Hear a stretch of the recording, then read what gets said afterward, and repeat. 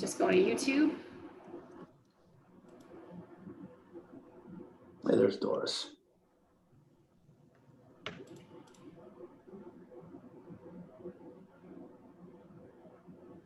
I just apologize for the tardiness. I've been trying for 15 minutes to log in.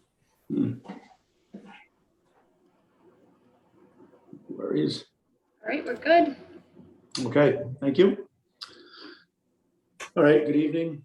Welcome to the July 21, 2021 meeting of the Southborough Zoning Board of Appeals. To begin the meeting, I'm just going to read from the agenda. Pursuant to Senate Bill 2475, which was signed into law by Governor Baker on June 16th, 2021, this meeting of the Zoning Board of Appeals will be conducted via remote participation to the greatest extent possible. Specific information and the general guidelines for remote participation by members of the public and/or parties with a right and/or requirement to attend this meeting can be found on the Town of Southborough's website at www.southboroughtown.com. For this meeting, members of the public who wish to watch or participate in the meeting may do so in the following manner by finding the meeting at www.southboroughtown.com/remote meetings. No in-person attendance of members of the public will be permitted, but every effort will be made to ensure that the public can adequately access the proceedings in real time via technological means. In the event that we are unable to do so, despite best efforts, we will post on Southborough's website an audio or video recording, transcript, or other comprehensive record of proceedings as soon as possible after the meeting. Okay. All right. So the first item we have on the agenda this evening is 35 Presidential. Laura Scott is the appellant seeking to appeal a building permit which was granted for an addition with connector to a sports farm in the residential A district. You have the notice to read, Katie? Yes. The Board of Appeals of the Town of Southborough will hold a public hearing via a virtual Zoom meeting on Wednesday, July 21st, 2021 at 7 p.m. with regard to the petition of Laura Scott, 35 Presidential Drive, Southborough, Mass. The petitioner is seeking an appeal to a building permit for an addition with connector to a sports barn at 35 Presidential Drive.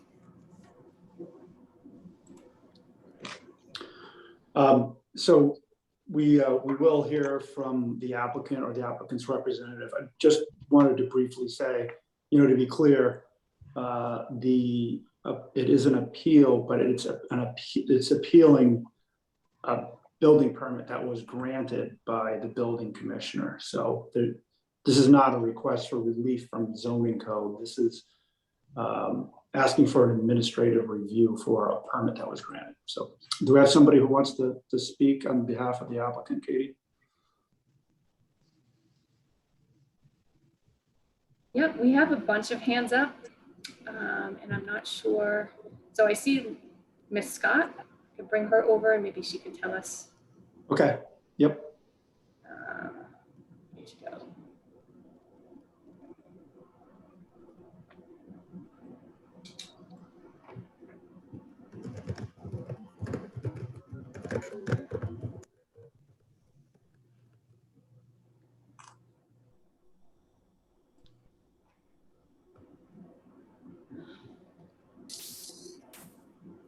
So Katie, thank you very much. And thank you to everyone on this board. Thank you for all the time that you put in this endeavor. What I'd like to do is immediately hand it over to my representative, Ginny Kramer. If you could invite her in, I'd like her to start on my behalf the discussion, but thank you. I do want to add, there are others that do want to speak, but I'd like Ms. Kramer to join. Okay. Actually, a point of order, Katie, I forgot. Before we go any further, Craig Nicholson is unable to participate this evening as a REC member, so I'm appointing Doris to step in as the alternate candidate for these hearings.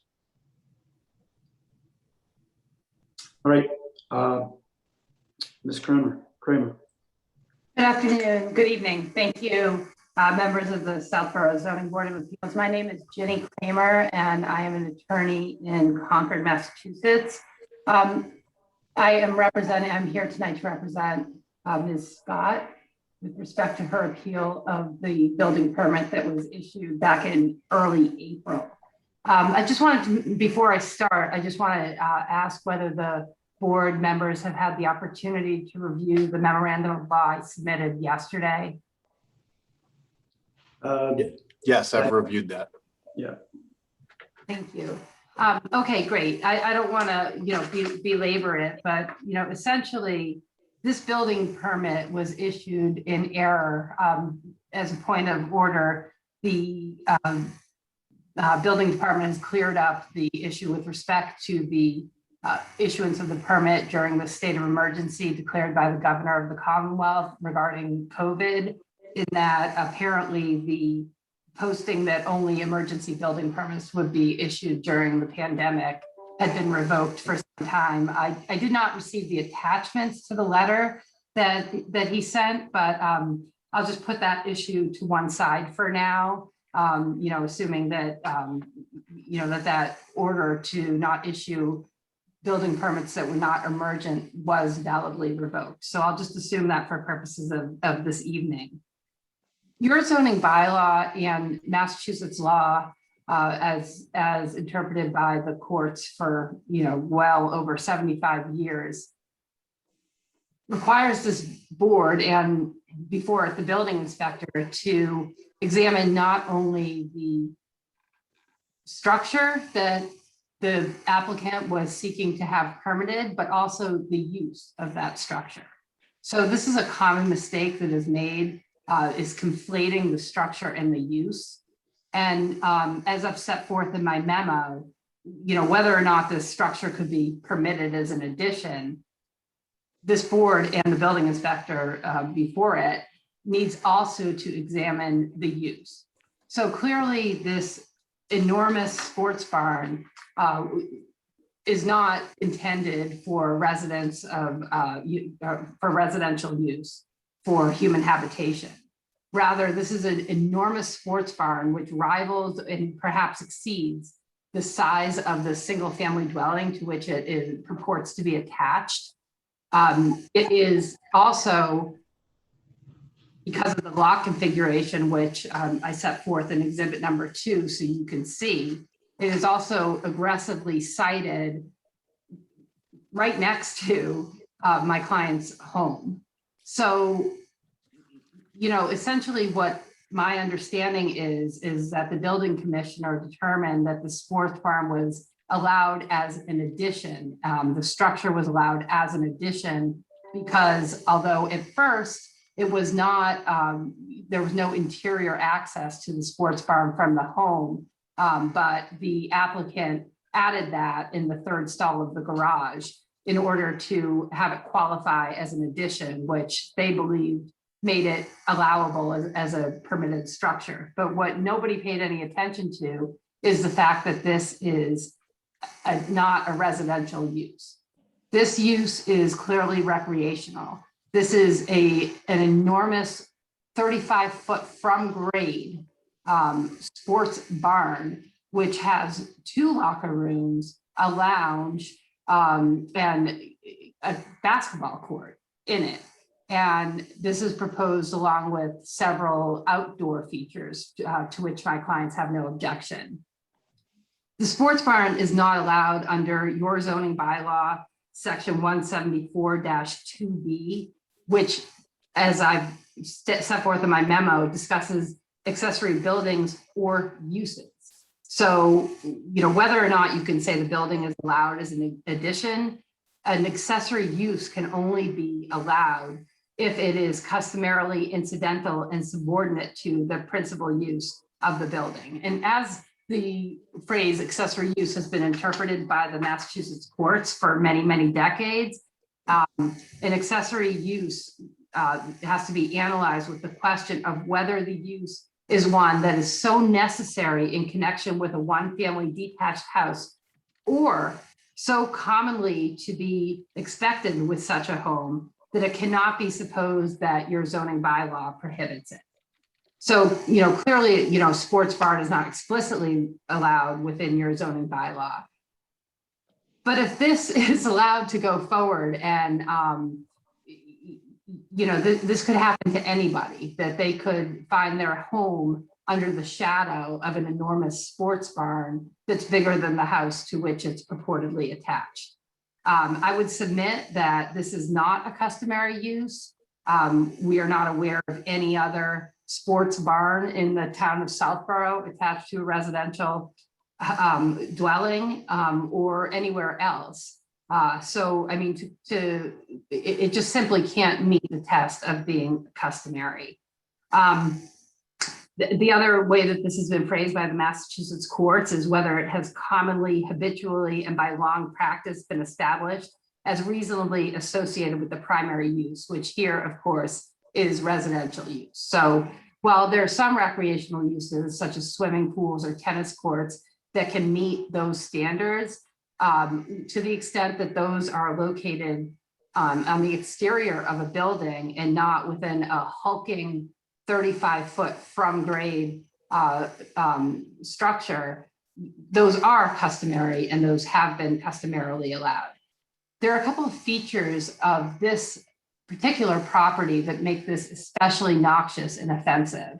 As set forth in Exhibit 2, the lot configuration, the very long and narrow lots, put these properties and the homes really close together, notwithstanding the fact that the lots meet the, the lot size requirement because they're elongated rectangles. And the fact that the home at 35 Presidential is sited, in the forward part of the lot, as compared to my client's home, means that the sports barn erected behind that house is roughly level to her home. So when she looks out her bedroom windows now, she sees this hulking structure. That's all she can see, which is steel framed, which the applicant has been furiously constructing while there have been, various delays associated with the pandemic and other issues. Everybody is struggling and, in this environment to complete business. I understand that as I'm town council to the town of Grafton, and the abrupt yanking of the emergency order by the governor. We understand what all the delays are about, but the fact is that this building permit was issued in April, and the residents, my clients, as well as other abutting residents, have been subjected to extreme noise, vibration, while everybody during a pandemic is attempting to work from home, while they're blasting, I don't think that they actually blasted, but jackhammering through a significant amount of ledge to dig the deep foundation that is necessary to support a building of this scale.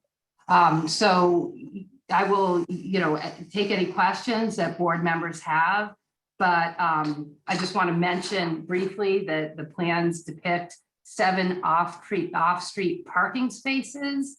I'm not sure why any personal recreational use would require 7 off-street parking spaces in addition to the 3-car garage here.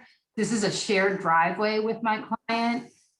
So that calls into question whether, the shared driveway is going to be overburdened.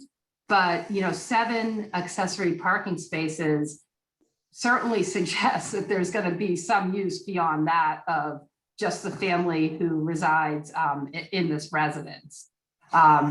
So, essentially, I would submit to the board that, the building inspector erred in giving this permit. Also, with respect to the parking spaces, I would note, as I wrote in my memo, there is a guest locker room. So this is not, a sports barn that is proposed just for use of the family that's going to be residing. And I would suggest to this board that upholding the issuance of this permit will set a horrendous precedent for Southborough and perhaps even beyond Southborough, of any single family house that could, suddenly be dwarfed by what is deemed to be an addition larger than the house potentially. So I'm happy to answer any questions you have, but what we're asking this board tonight is to order the revocation of the building permits.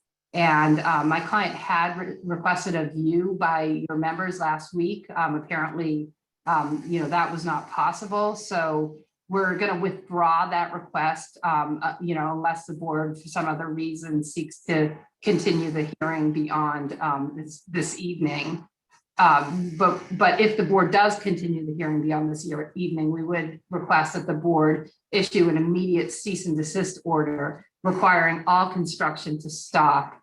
As an update to my letter that I sent in yesterday or the day before, I also would like to note that the rafters have been dropped off, and some of them have been constructed onto the top, which just heightens the height of this. And given the fact that my client's home is topographically significantly lower than this project site, this is really a giant looming barn that's going to shade her property. It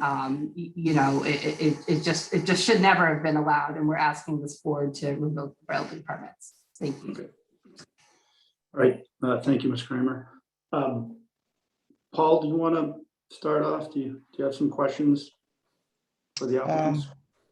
Yeah, I'm not exactly sure what I have for questions. I will say this though, I've never had a request for an appeal like this in my time on the board, so I find this interesting. We did have something sort of similar to this a few years back, where an applicant wanted to build a similar type structure, after discussion, it was withdrawn. It was not connected to the main house, and it exceeded the height limit. I haven't seen anything about it since, so I guess the whole plan was dropped. I do know there are other residences. There's with an indoor basketball. There's one on Presidential. A little different, where I guess it's built, right into the house as opposed to a breezeway addition type thing. And it's pretty darn massive. I'm not. It's, I guess, more comments than questions, but this is very, very interesting nonetheless. Hey, Paul, what was the property? We were looking at that appeal. Craig, David, you might, and Debbie, I think you were on the board as well. Remember that one that was totally fishy with, like, they were going to build the tunnel to that accessory dwelling? Yeah. Yep, the building existed, and that was the Yeah. plan. There'll be a tunnel, but they came back and said there's too much lead. Yeah, tunnel. The tunnel. Yeah. And it really wasn't just a little outbuilding. It was almost its own entire house. That I remember, because I remember taking a look at that accessory structure, and that was a huge building, and so that came to mind, this structure. Yeah, I agree. Did you have questions, Mike? I do. Excuse me, Ginny, if you don't mind, do you have the square footage of the existing home? Of the existing home? Yep. I don't. If you don't, it's not. I can ask the owner if they're on, or their representation. I'm just trying to get a square footage of the existing home and then the addition. Yeah, if I don't have that information. Don't worry, we can pull that up. If you look at the footprint and the photo. Yeah, the photos. I'm just trying to get an actual area, because I can Okay, see yes. photos to a certain degree, but I'm just trying to get an apples to apples comparison on. Right, and I would note that obviously the sports barn is not intended to be, to have a second floor on it. So it's really about the footprint as opposed to Absolutely. footage, yeah. No, and I understand that. And I also didn't know if you had the approximate of the height. I believe I had seen that earlier, but I just don't have it at my fingertips. So I think the home is about approximately 4,000 square feet. And the footprint of the proposed sports barn is about 3,300 square feet. okay, It's a little. we'll just double check that. I want to get those. And do we have the set height, the approved The height? height is 35 feet from grade, but again, because the, Right, I got the topography of the land. exactly, yeah. And I did go out and take a look at it over the weekend. Yeah, View my from the cousin lives on bedroom. Presidential, so I've swung by a couple times to look at it. Yeah, and I have to say that I don't think this person on the planet wouldn't be offended by this hulking structure looming outside. Okay, no, we got it. Okay. But those are my two questions at the moment, David. Debbie? I have a question about, I'm trying to understand what section of the zoning code is in violation. And I heard you mention the definition of an accessory building, and you read the definition, and I'm looking in the zoning code, and that is the definition. And that's also my interpretation of the definition. But what section of the zoning code would you say is in violation? Obviously, that wasn't put in the original application, and I'm still trying to understand which part of the code. Well, I mean, with respect to the zoning bylaw, as I set forth in footnote 5 of my memo on page 2, the zoning bylaw explicitly prohibits more than one principal use of the property. And that's 174-8C2, which states that not more than one principal permitted use should be located on any lot, with some exceptions which are not applicable here. So, it allows some exceptions if the use is otherwise permitted in the district, or if such uses or buildings are deemed to be compatible, meet the requirements of 174-9, and in improved circulation of land use patterns, none of which I would assert could be complied with here. Additionally, the parking spaces that they're proposing for 7 additional cars is a violation of 174-82. They're required to get a special permit for that. So the building inspector didn't even require that, notwithstanding the fact that the plans clearly depict 7 cars parked on their driveway. But in addition to the violations of the zoning bylaw, it's a violation of Massachusetts law with regard to accessory uses as it's been interpreted by the courts for many decades. So in other words, it's very common to conflate structures and uses, but they're actually 2 separate examinations. And in order to be, as I stated before, an allowable accessory use, it has to be necessary in connection with the single family home, necessary.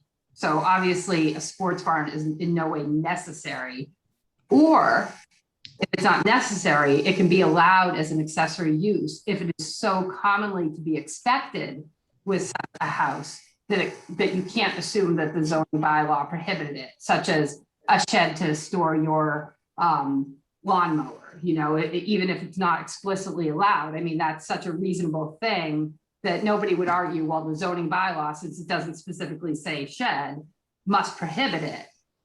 This is an enormous sports barn. So, I mean, Whether or not one exists in my information is that the one that was referred to was constructed along with the home at the same time, which makes it a different situation legally. But nobody can argue that it's so commonly to be expected that a single family home would have a sports barn with 2 locker rooms, a lounge, and all this additional equipment.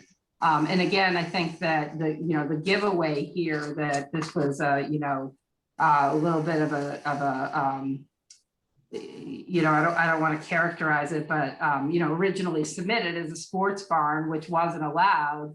And then it was connected by a breezeway to the garage, and a door was added into the 3rd stall of the garage. But if you look at the renderings of the building, that's clearly, the 3rd stall of the garage is clearly not meant to be the actual entrance, as there are 2 other entrances. That entrance was added later, and that entrance would not be accessible if a car was parked in the 3rd stall of the garage. So, I think that is the tell that gives away, what the scheme is here to try to jam this giant sports barn into compliance with the zoning bylaw. And maybe they did that with regard to the structure, but they certainly did not accomplish that with regard to the use.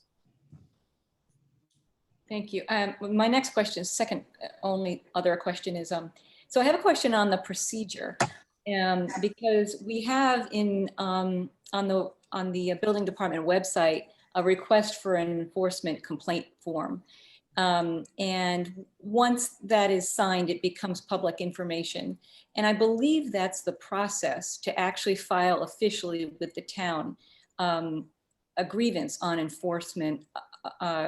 I mean, others on the board can help me out here. I pulled it up tonight. And it's a very simple form, and it's right on the building department, and says that once it's requested, it becomes under Mass General Law, Chapter 4(7)26. It becomes public information. And I wonder if you have filled that out. I know you've been working with the building inspector. I believe once you fill this form out, it goes to the building inspector. But it's the official process as far as I know, and just wondering if you have started that process. So that's a separate process. A request for enforcement of the zoning bylaw is actually a separate process from an actual appeal of the building permits. So when a building permit is issued, there is a time period within which an aggrieved party, which direct abutter would qualify as that, can appeal the building permit. And once the building permit is appealed, the applicant for the building permit, any construction that they undertake at their own risk, knowing that there's an appeal and the board hasn't had the opportunity to review the issuance of the building permit. So because that happened in April and this matter was continued a number of times for various reasons, the applicant could have waited to see what this board thought of the building inspector's issuance before proceeding with construction, but elected not to do that. And it's clear from case law under General Law, Chapter 48, that the proceeding with construction while a permit is under appeal is at the applicant's risk. So a request for enforcement is something that doesn't have to meet the timelines for actual appeal of the issuance of a permit. So somebody could request enforcement outside of those timelines for various reasons, but you would be precluded from actually appealing the issuance of the permit if you didn't do so within the time required by the statute. Thank you. Anything else, Debbie, or good? No, I'm good. That's it. Doris? Do you have any questions? A lot of my questions are covered. I just have a small question. So thank you, Paul and Mike. Regarding the size of the house, I did go out to the property. It just at a single look, the addition does seem to be 75% of the main dwelling. And you gave me the square footage, maybe even 80% of it. Could you just, Jenny, if you could tell me the dimensions of this breezeway? Is it, I couldn't really tell from the plan. Is it just, you're saying it's an afterthought maybe? Is it, is it just because I couldn't really see that from the construction very well. Is it just a small porch walkway? So the breezeway is, as depicted on the plans, is not that small, actually. I'm trying to see if there's an actual measurement on any of the plans. 10 by 10, 20 by 20. Let's see, the guest locker room. Sorry, my eyes are old and it's not bright enough in here.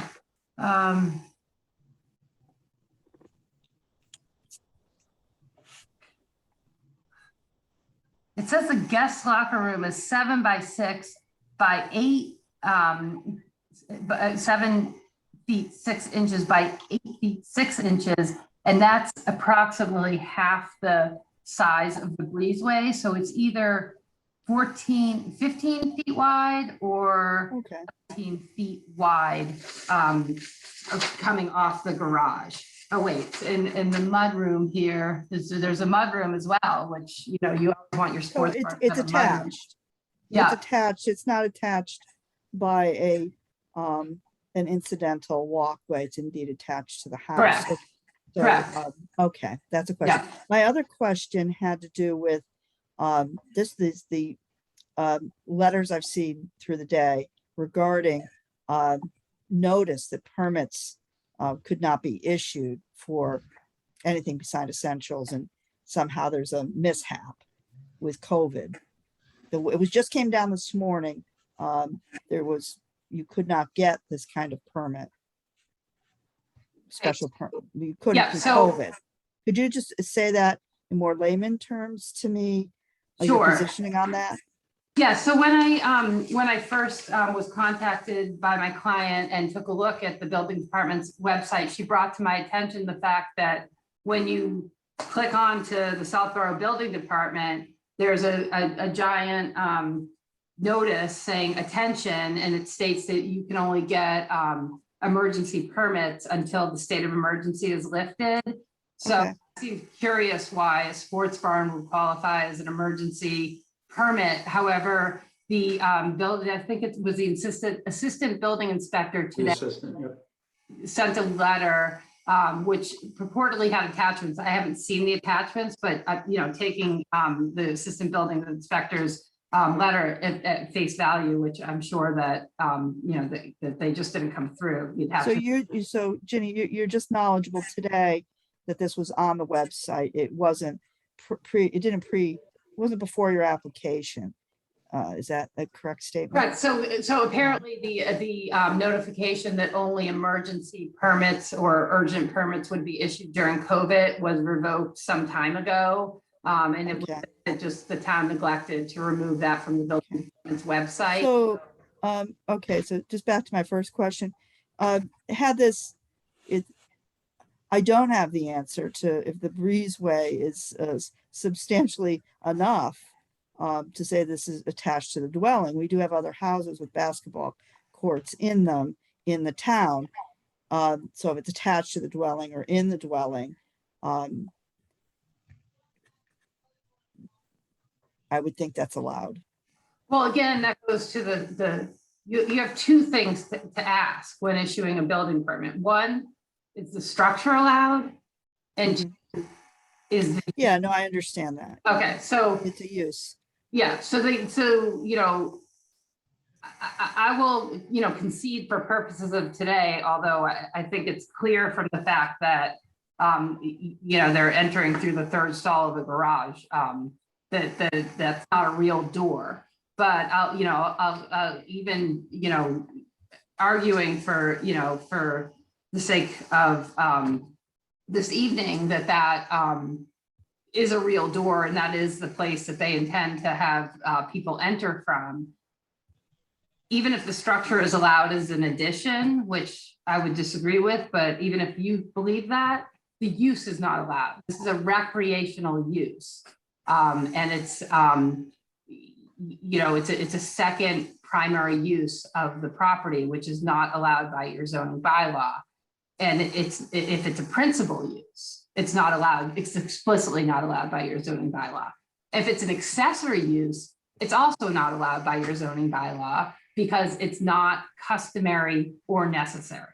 So even if there's one or two homes in Southborough that have enormous sports barns, that have been approved, and if they haven't been appealed or examined, it doesn't really matter if they've been approved. But it's not something that anyone would consider necessary. And it's, even if there's a couple of them, it's certainly not customary. You wouldn't say, well, I'm not going to buy a house that doesn't have a sports barn. I mean, it's not like a kitchen, it's a sports barn with 2 locker rooms, a lounge, and other accoutrements. So, I would submit that, Like an entertainment center. well, it's like a 35-foot from grade entertainment center. So that's not, If it's over the height restriction. it's about whether it's customary or not. I mean, I this is see. Okay. adding on a video game room where, with a TV that or a home theater that's, a small room. I mean, this We have 10 and 15,000 square foot homes in town. I would still submit to you that it's neither customary nor necessary to have a sports barn. It just isn't. I mean, whether you have, enormous houses, a sports barn is not customary or necessary to the single family residence.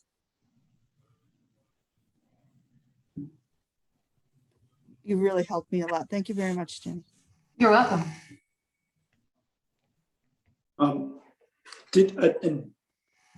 Jenny, did you have an answer as far as the size of the breezeway goes for doors? Do you know what that is? It's between 15 and 18 feet wide.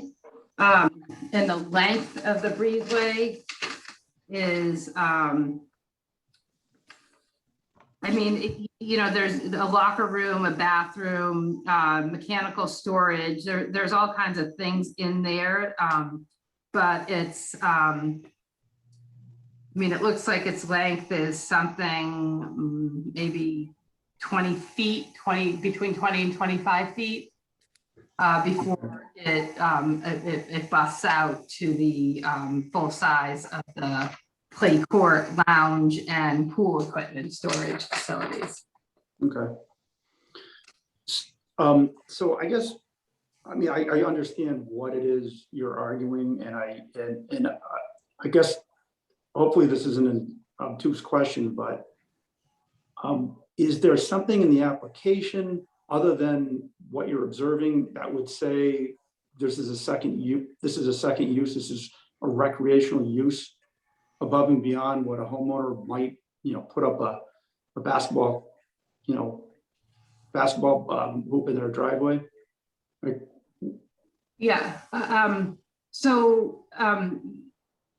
Your zoning bylaw sets forth that an accessory building or use is a building, structure, or use, and it states or use several times, which shows that you need to look at both the structure and the use, or it wouldn't repetitively say structure or use.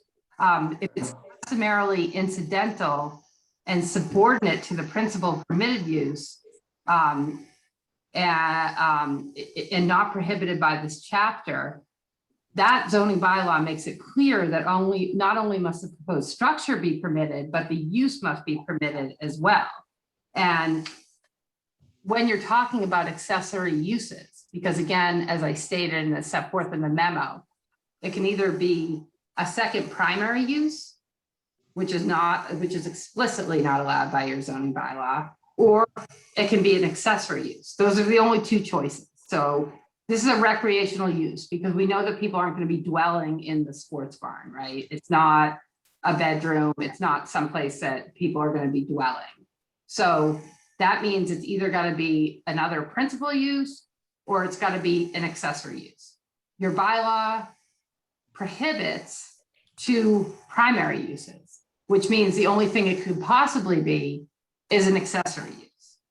And when you look at the definition of an accessory use, it is a use that is so necessary in connection with a one-family detached house, or so commonly to be expected with such a house that you can't assume the zoning bylaw prohibited it. Again, my example that I would give you would be, you know, a shed where you would keep your ride-on mower, or a dog house, or you know, some other small outbuilding that, you know, would be used for regular residential purposes.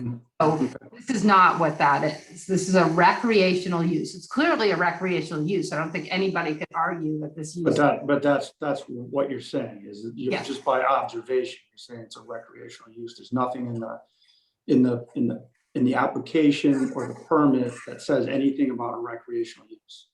No, they studiously avoided calling any attention to the use, but I would submit that you know, a sports barn with a basketball court, a locker room, guest locker rooms. Yeah, and just if I could, I mean, I think we get the point. Yeah, yeah. Locker rooms and we get that. We don't need to keep going over that. Yeah.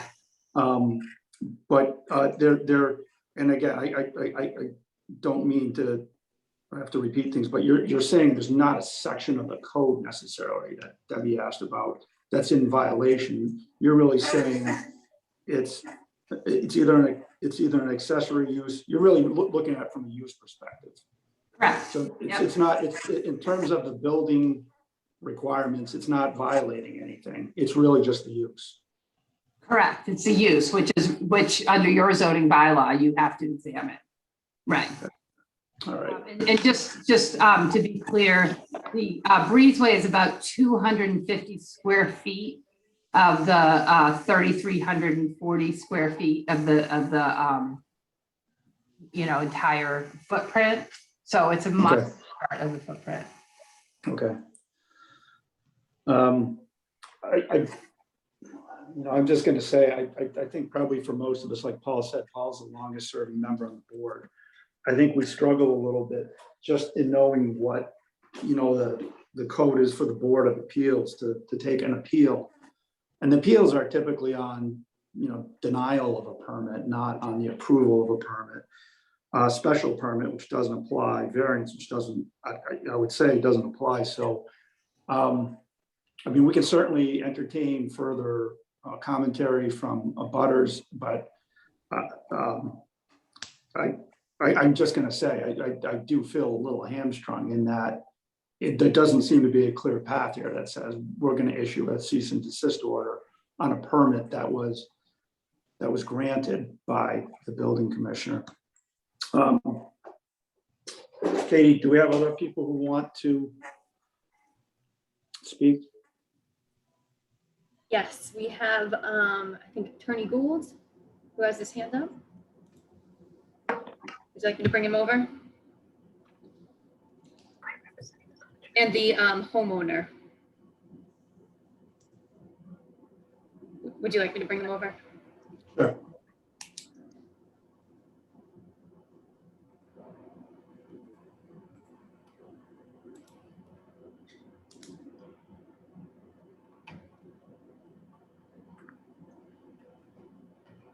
First of all, I'm just going to ask, is Julianne available?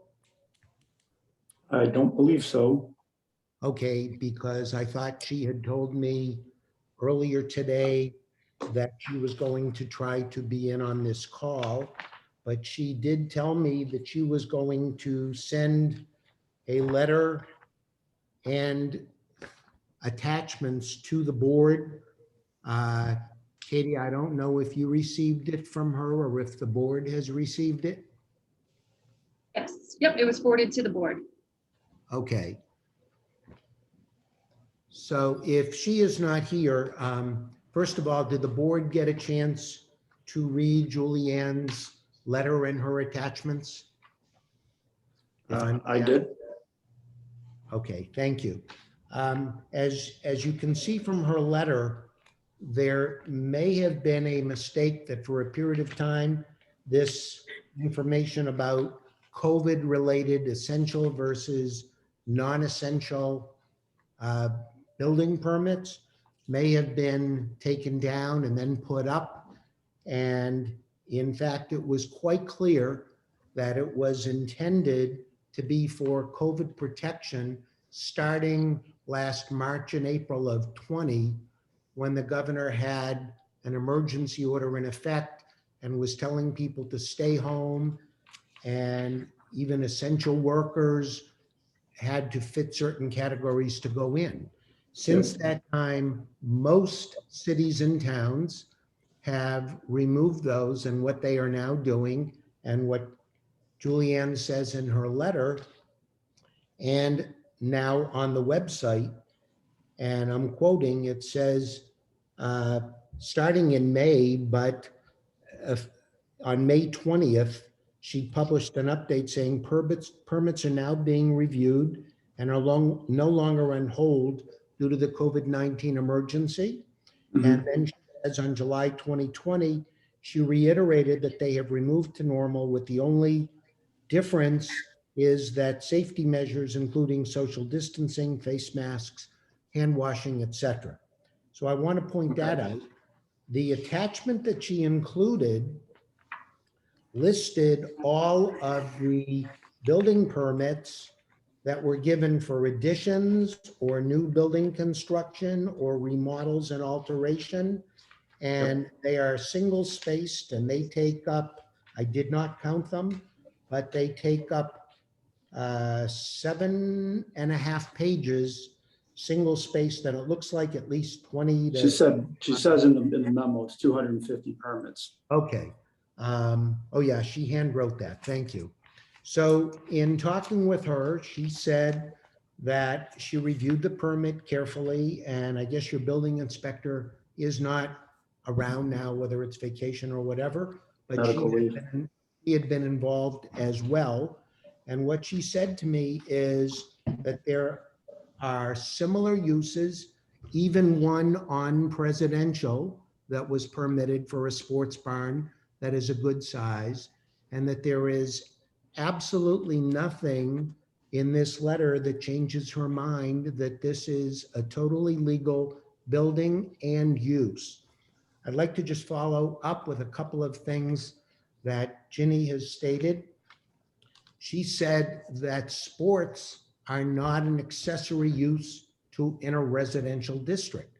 First of all, we're not asking for an accessory building with an accessory use, but I can tell you, I live in Northborough, my office is in Worcester, but I do a tremendous amount of real estate conveyancing and zoning and permitting in Eastern Worcester County. And I can tell you that I have many clients. In fact, I'm going to be the attorney on the very next hearing, and two neighbors side by side, they both have sports courts on their property. That is clearly not a use that would not be allowed. One has in fact, they both have pools and sports courts. They happen to be outdoors, but there is no distinction on whether sports courts are allowed. I mean, back to when I was a kid, all kinds of homes have basketball courts. They used to be at the end of the driveway, but in a more upscale environment, and Southborough certainly is, people are now building half basketball courts, some outside and some inside. And in surrounding communities, when you start going east of Southborough as the socioeconomic level increases, there are lots of these being built, and they are all associated with residential. I'd like to now correct a couple of other things that Ginny said that I'm not accusing her of bad conduct, but I think they're simply wrong. Number one, in her letter, her footnote 4 says it is unlikely that the project proponents intends to forego use of the third stall of the garage to allow the proposed door to the sports barn to be functional instead of using the door depicted in Arrival 1 and Arrival 2. Well, clearly she has not been in my client's home, and neither she nor the neighbor has a right to be there, but I have been there. And I can tell you that that third garage bay is an extended and very much longer than usual garage bay.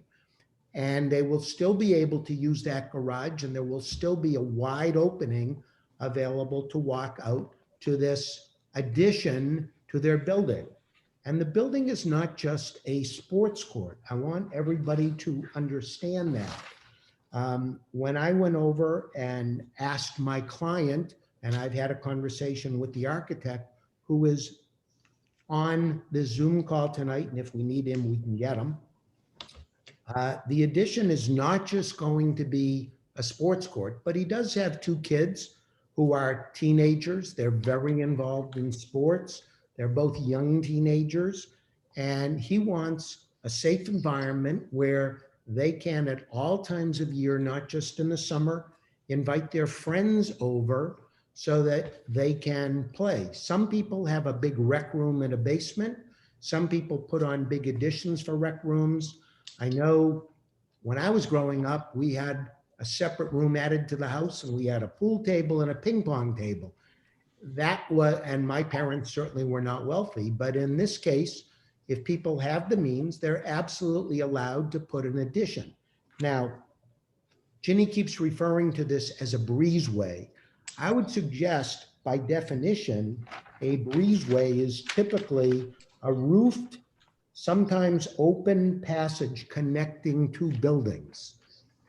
By her own admission, this connecting room, it's not a breezeway, is 15 to 18 feet wide by 20 to 25 feet long. That is a room. It is not a breezeway.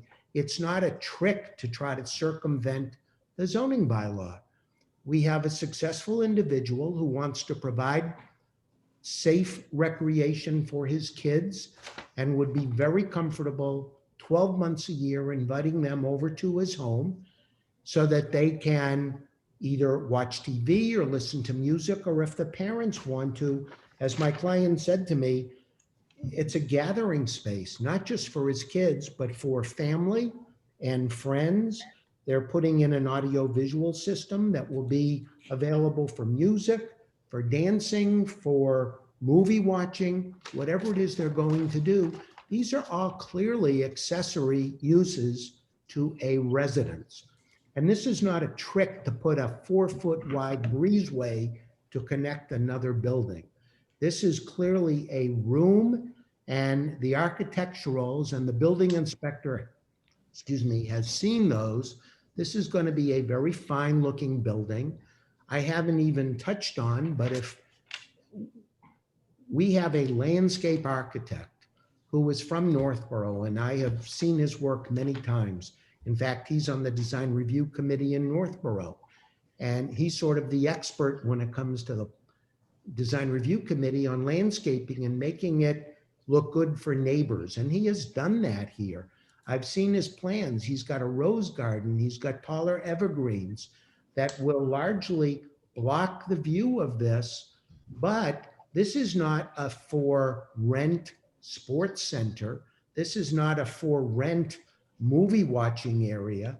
This is a family, children, and friends facility where, like somebody already pointed out, homes are being built larger and larger.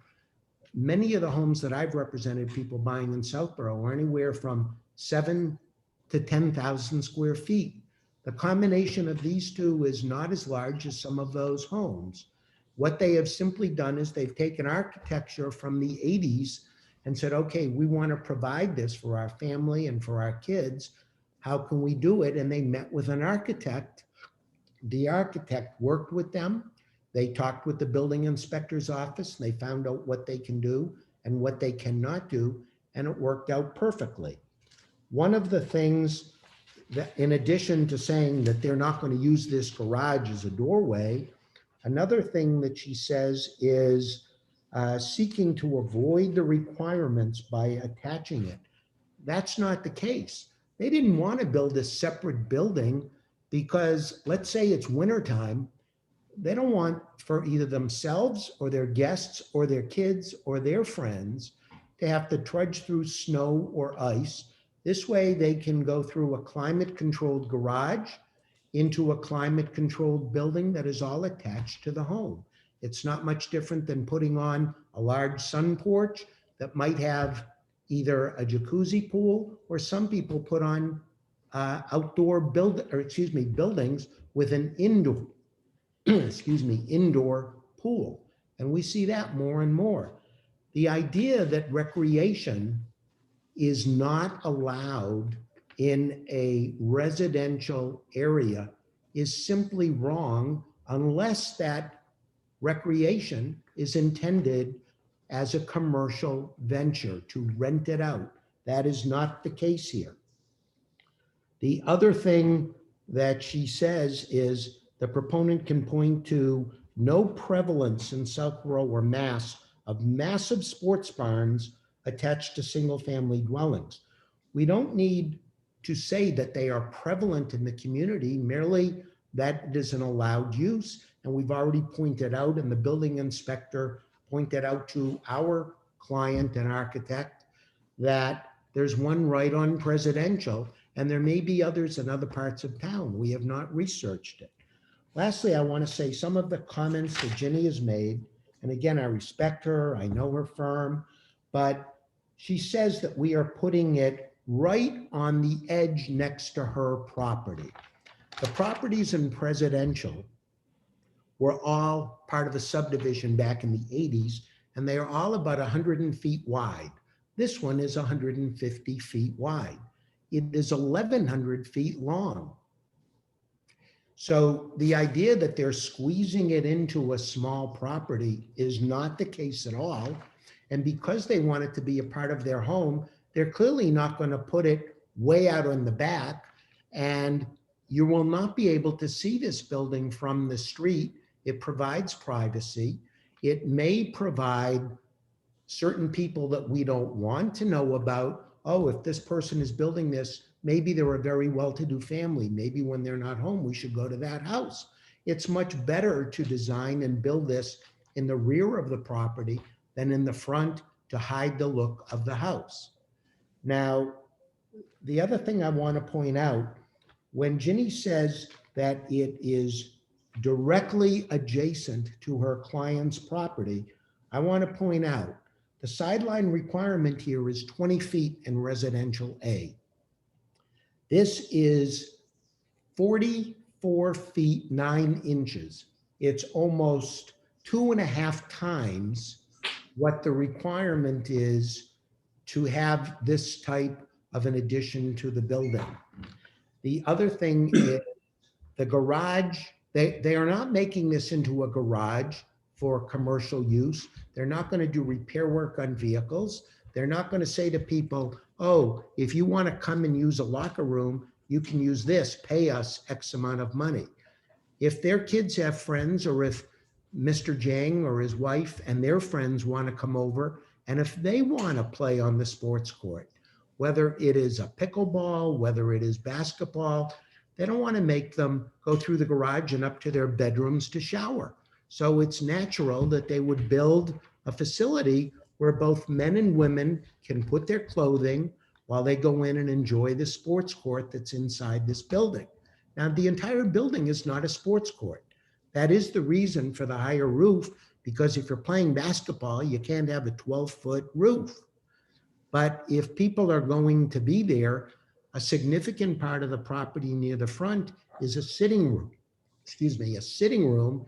In fact, it's going to be year-round because it's going to be adjacent to the swimming pool that's going to be out there, where they have built they are planning on building a beautiful patio with beautiful landscaping and a fairly good-sized rose garden. Now, it's been mentioned if somebody wanted to build an outdoor basketball court, there would be no issue. And it's been mentioned that, oh, we don't like that the building appears to be too big, but it does meet the bylaw. It is not a different use than is commonly used in a residential district. Most people that have kids want their kids to be able to play on their property. I've seen bocce courts, I've seen basketball courts, swimming pools. That's all residential recreation. If you say you can't have a basketball court, does that mean you can't have a swimming pool? I mean, it's absurd to go that far. So as much as I respect the neighbor who thinks that she would like not to have this building. Our landscape architect has designed beautiful landscaping. Could It's you, not going to be looking at a steel structure. right, It's going to be a beautifully architecturally designed building with a pool and a hot tub and beautiful landscaping and a rose garden and rows of evergreens. So it will be full for 12 months a year. I don't know what else can be asked. And that's why clearly the building inspector and assistant building inspector both agreed this is a perfectly allowable use. Thank you for your time. could I just ask what the screening plan is between 37 and 35? When you say evergreens, I mean, what, is there some kind of screening that would provide Ms. Scott with some privacy? Yes, there will be From the two barn? things. Absolutely. Thanks for asking. Jeff, while I'm doing this, if you would allow Jeff Jang, the owner, to share his screen. Jeff, can you hear me? Yes, can I share the screen, Chair? Yes, you can. Okay, and while he's getting ready to do that, I will tell you, we also have, I believe, Dave Veron of Veron Landscaping on this call, so he can comment on it. But as you know, around a pool, you also need fencing. So there's going to be this is looking from the corner of the house and the addition, Yep. Okay.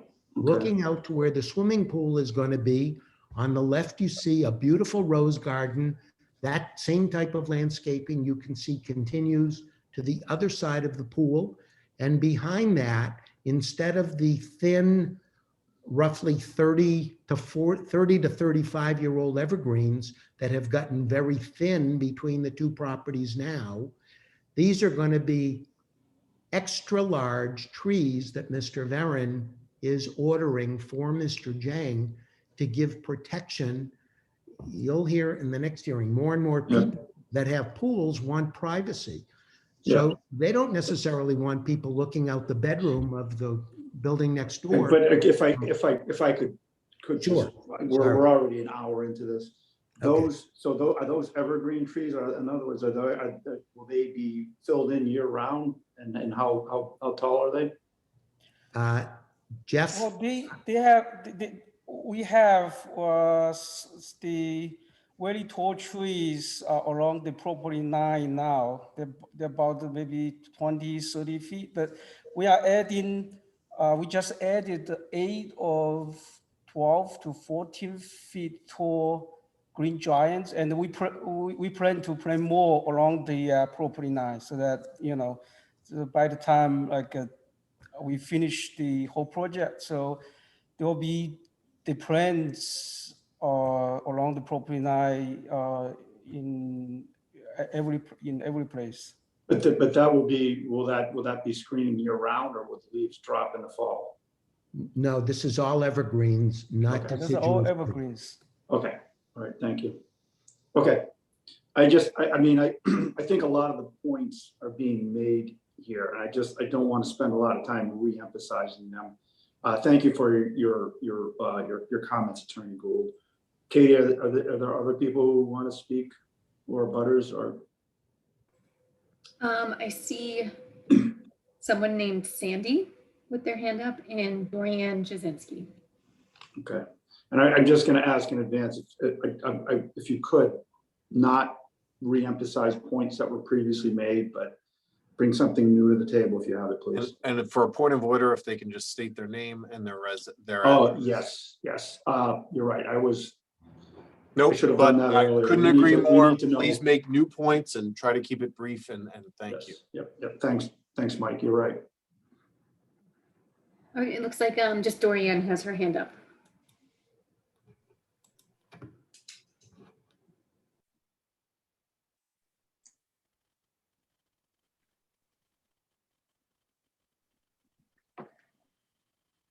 I'm not sure if you can hear me. I know you can't see me. We can hear you. We can hear you. Hi, I'm Dorian Jasinski, and I'm at 33 Presidential Drive, and I'm on the opposite side of the of 35 Presidential.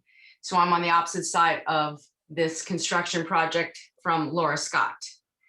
So Right. I just have a few comments. we will lose, or we have lost, all our privacy in our backyard. Every tree that was on that lot in that backyard was cut down. Actually, one of my trees was cut down and another one of my trees was knocked down. I've already spoken to the builder about it, and I believe he's going to take care of that. But we have no privacy at all. They've cut everything down. So I'm not sure what's being done for screening, but I would appreciate to know how my property is being protected, because our quality of life has been greatly impacted by this project. The only thing we can see is this huge, massive commercial looking building in our backyard. I've lived here for 27 years. I moved to Southborough for the charm, the trees, the suburbs. I didn't move here to live next door to a huge commercial building and lose my privacy. I know Attorney Gould said that there are other sports barns in Presidential Drive. I've lived here 27 years. I have no knowledge of such a building that exists. So I would actually like to know where that one is, because I don't have any knowledge of it. I don't think that's a true statement. I don't want to say to the neighbor, you can't do something in your yard. I have no problem with him building something for his family. I think it's a fabulous thing. It's great to get along with your neighbors and to enjoy each other and to look out for each other. But when your quality of life is impacted as greatly as ours has been since this whole project started, our privacy is taken away. It is literally on top of us. This lot was not wide enough to build something of this stature. Comparing this building to an outdoor basketball court, in my opinion, is ludicrous. This is not an outdoor basketball court. This is a huge, massive 3,000 square foot commercial grade building on top of our homes. We've both lived here I've lived here 27 years. The impact on my family and my life is unfathomable. And I cannot believe the town has just allowed this like this with no consideration of us in any way, shape, or form. If I could, maybe either Attorney Gould or Mr. Jang could answer the question regarding privacy on the other side. I would be happy to.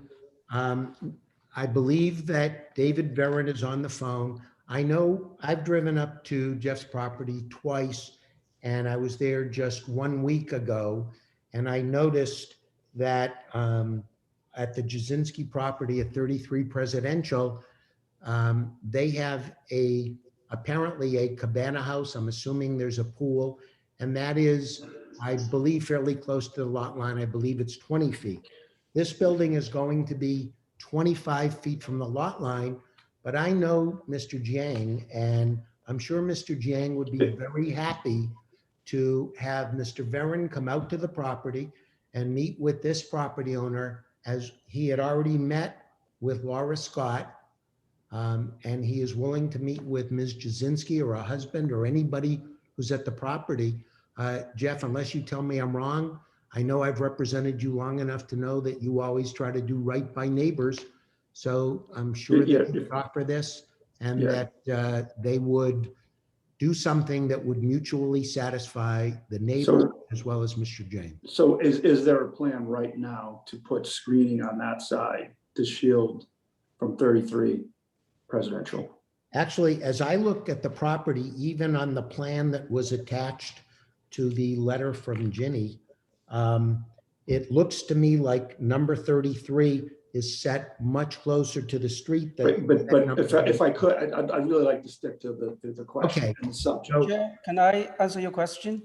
Yes. Yes, we are in the process of designing the landscape along that the property line between 35 and 33.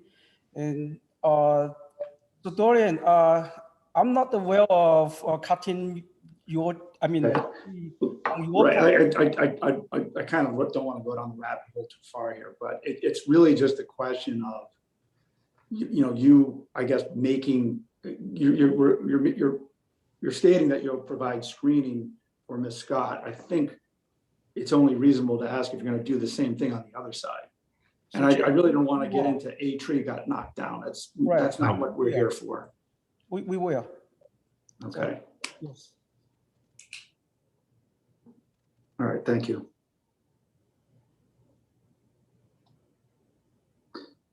Is there anybody else or?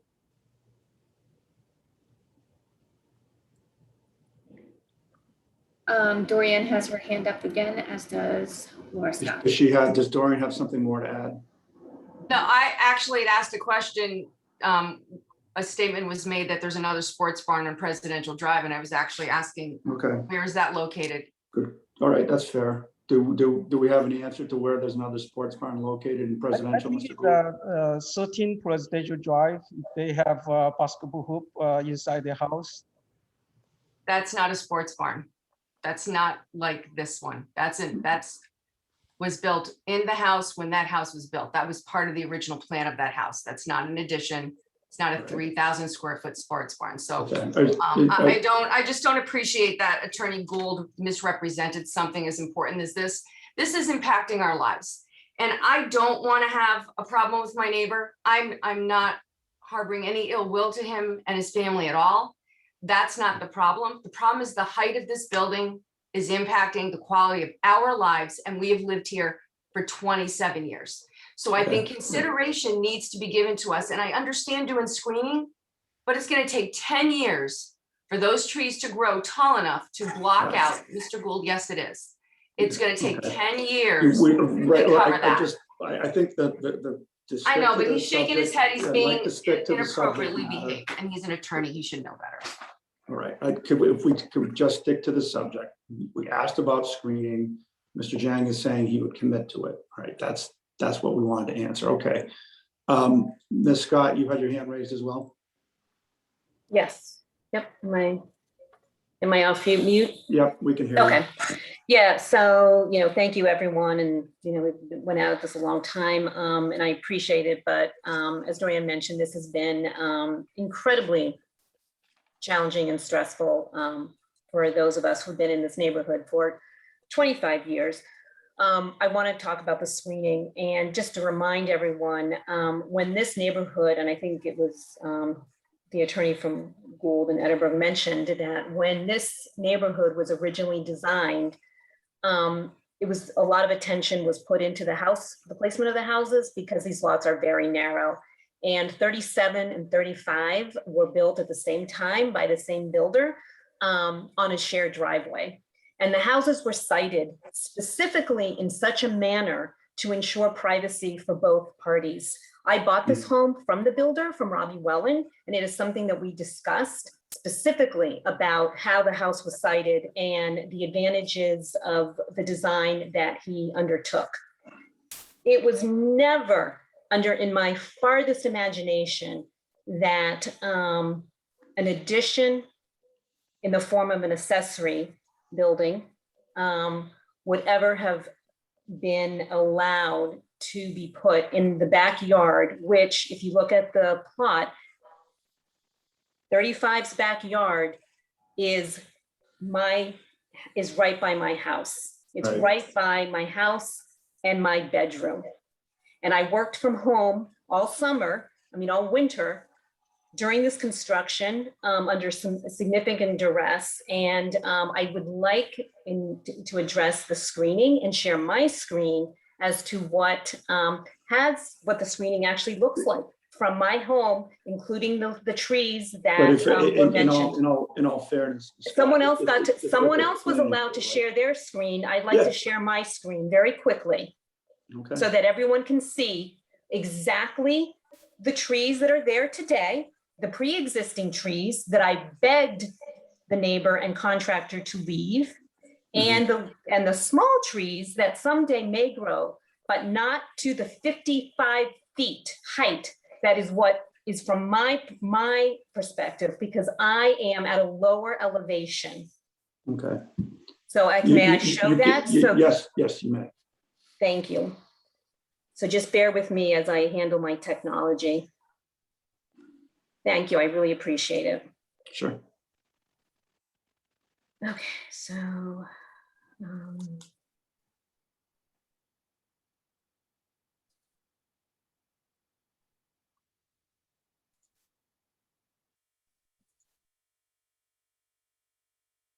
Okay, can everyone see this? We see your Okay. screen. So this is before, of course, this is before. Could you actually blow it up and make it bigger? That's just like a thumbnail. Okay, sorry. Okay. Is that Double- better? I don't see a difference. Did you double click it or? No.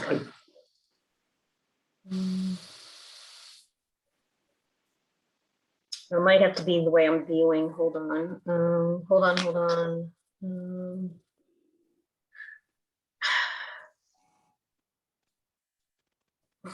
Is that any bigger?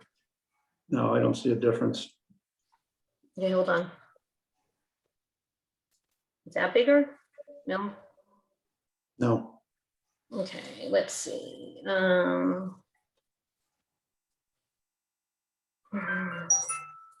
mean, is the picture hidden behind your? Yeah, hold on. Let me just bear with me 1 second. I need to stop sharing first. If you just bear with me, this is my most valuable asset in my home. So 5 minutes of the board's time would be much appreciated. I'm willing to give you that time, Okay. Scott.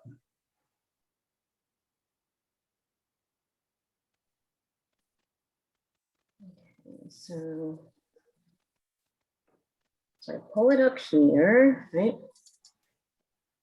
Okay, and then I go to share.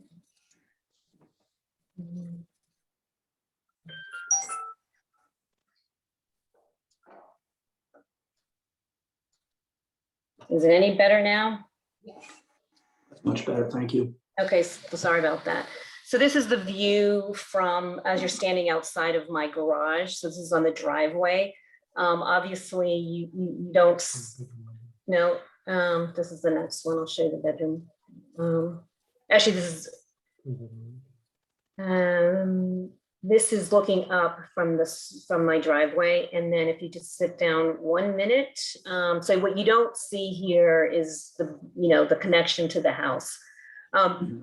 These pines were on the property line, and they've been here for the last 20 years. So as you can see, the pines are pretty thin, and the shorter tree is what was just recently planted. The height of this building still needs to go up another 5, 8, 10 feet because the eaves are not on this yet. And then I just want to show you one more picture. Sure. If you bear with me. So I need to stop sharing.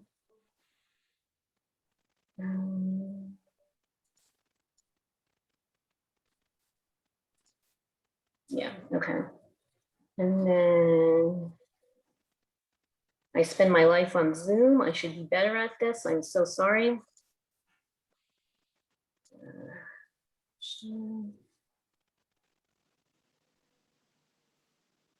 And so this is actually from my bedroom window. So,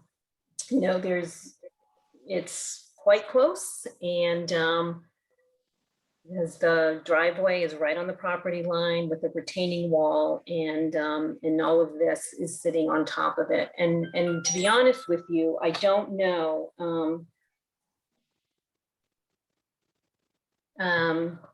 There was mention of a pool. Based on the current placement of this building, I'm not really sure how a pool is going to fit. But again, I don't have an issue with the pool. I don't have an issue with an outdoor basketball court. This is a humongous, non-residential looking piece of construction outside of my home that is impacting my quality of life and, frankly, the value of my house. Okay. Thank you. So that's addressing the screening. So there's going to need to be a lot of screening in 20 years. And I don't have 20 years. So with that, let me stop sharing my screen.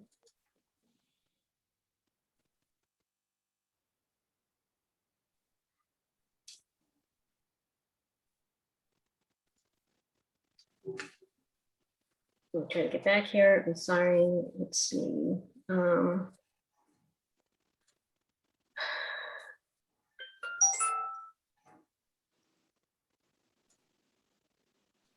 trying to get back here.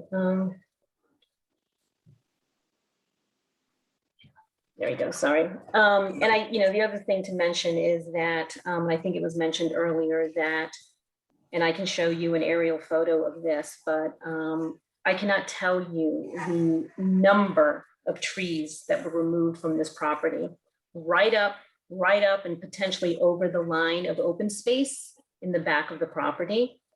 The number of trees, I am concerned, has an impact on, water shed, etc. And, I've been assured that there's going to be drainage. I hope so.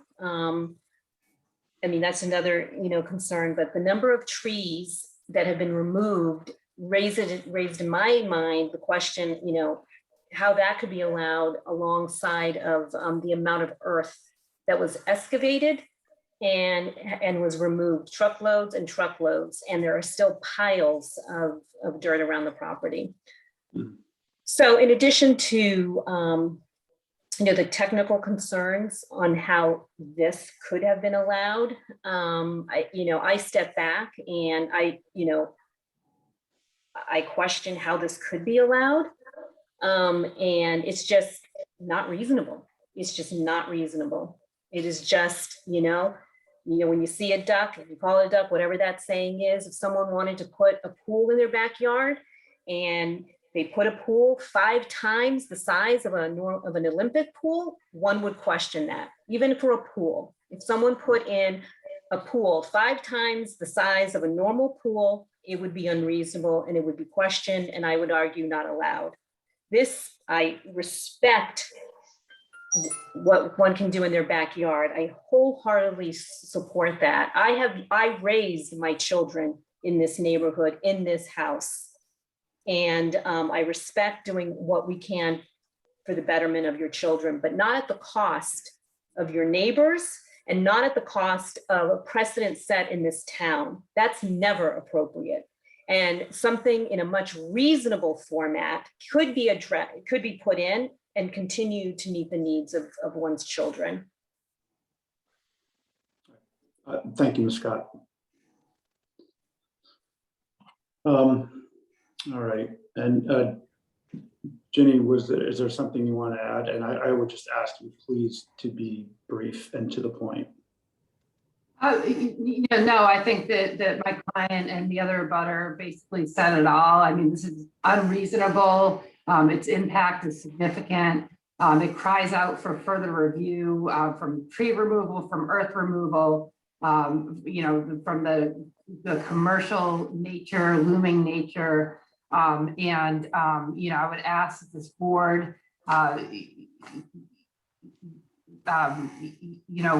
review this project and revoke the building permit. It's just not a reasonable use. Thank you.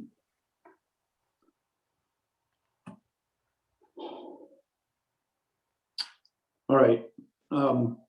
Katie, was there anybody else in the waiting room, or we're now nearly an hour and a half into this? I think we have to kind of move the ball forward here a bit. Yep, I don't see any other hands.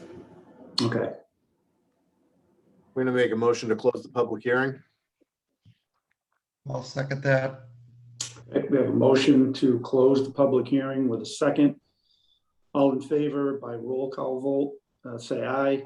Mike? Aye. Doris? Aye. Debbie? Aye. Paul? Aye. And aye for Williams as well. Okay, the public part of the meeting is closed now. That means whichever way the board decides here, we will not take further questions or comments from the public. I don't know, further thoughts, Mike, on where to go here? This is pretty uncharted territory to say issue a cease and desist order. I don't know how it took us an hour and a half. We've got a structure that the petitioner thinks is a fine, normal use. It's a basketball court. It's, and it's an accessory. The abutter says, hey, listen, this far exceeds the scope of anything that's permitted use. This is outside. This shouldn't have been granted. How, it's pretty straightforward to me, as far as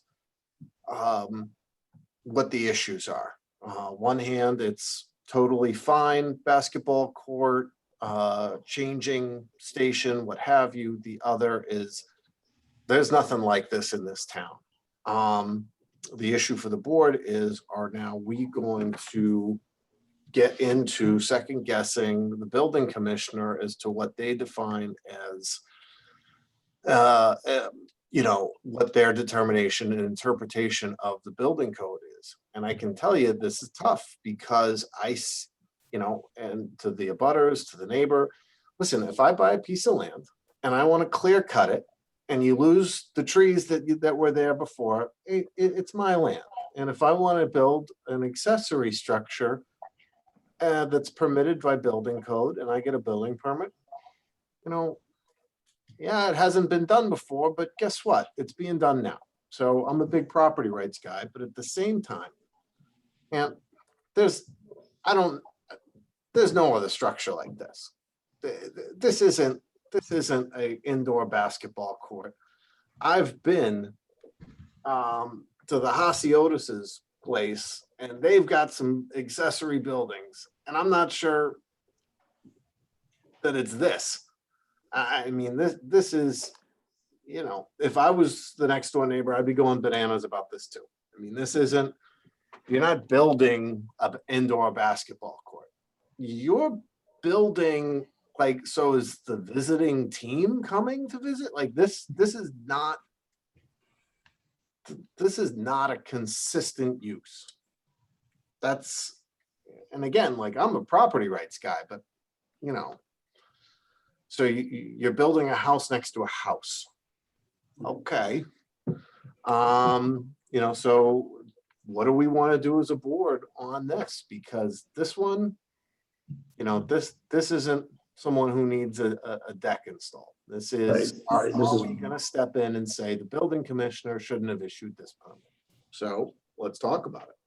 Okay. Paul? Yeah, I understand what you're saying, Michael, and agree with most of your thoughts.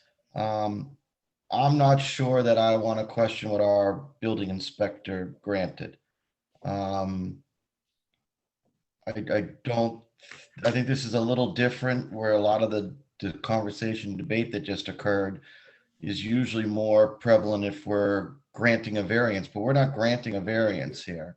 Right. So if there was a variance being requested, I think a lot of the concerns of the abutters would be certainly more in play here.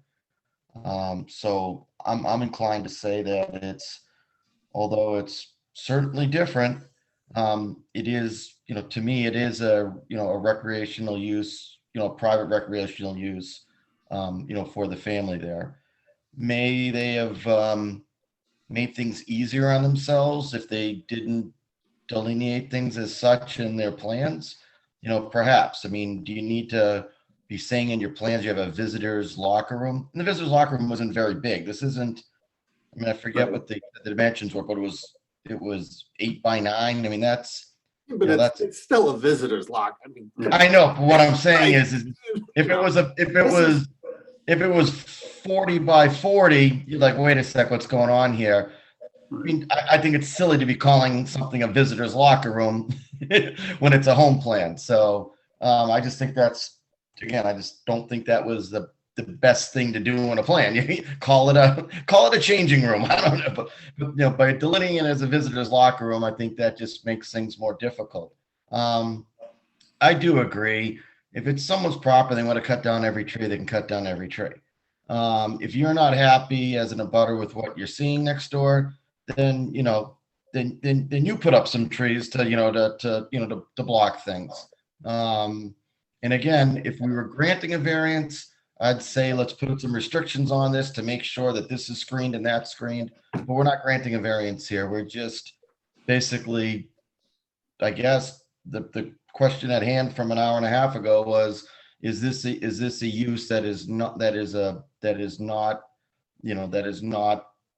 allowable, basically? And and that's what the appeal, I guess, is based on. And I'm thinking that although it's certainly a lot different, but it is not uncommon for someone to have an indoor basketball court or an indoor pool or an indoor tennis facility, whether it be here in Southborough or in another town.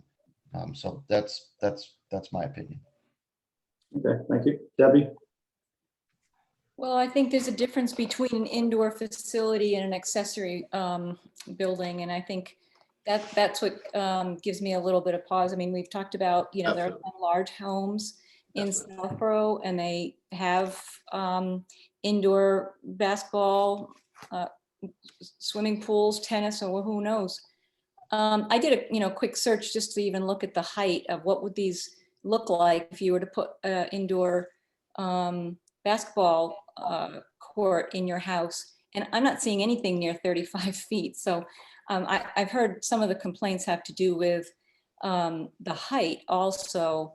I've read, make sure it's over 16 feet, 18 feet, 20 is good. I don't know about 35 feet, but I think that falls outside the definition of an accessory building. I think it's excessive.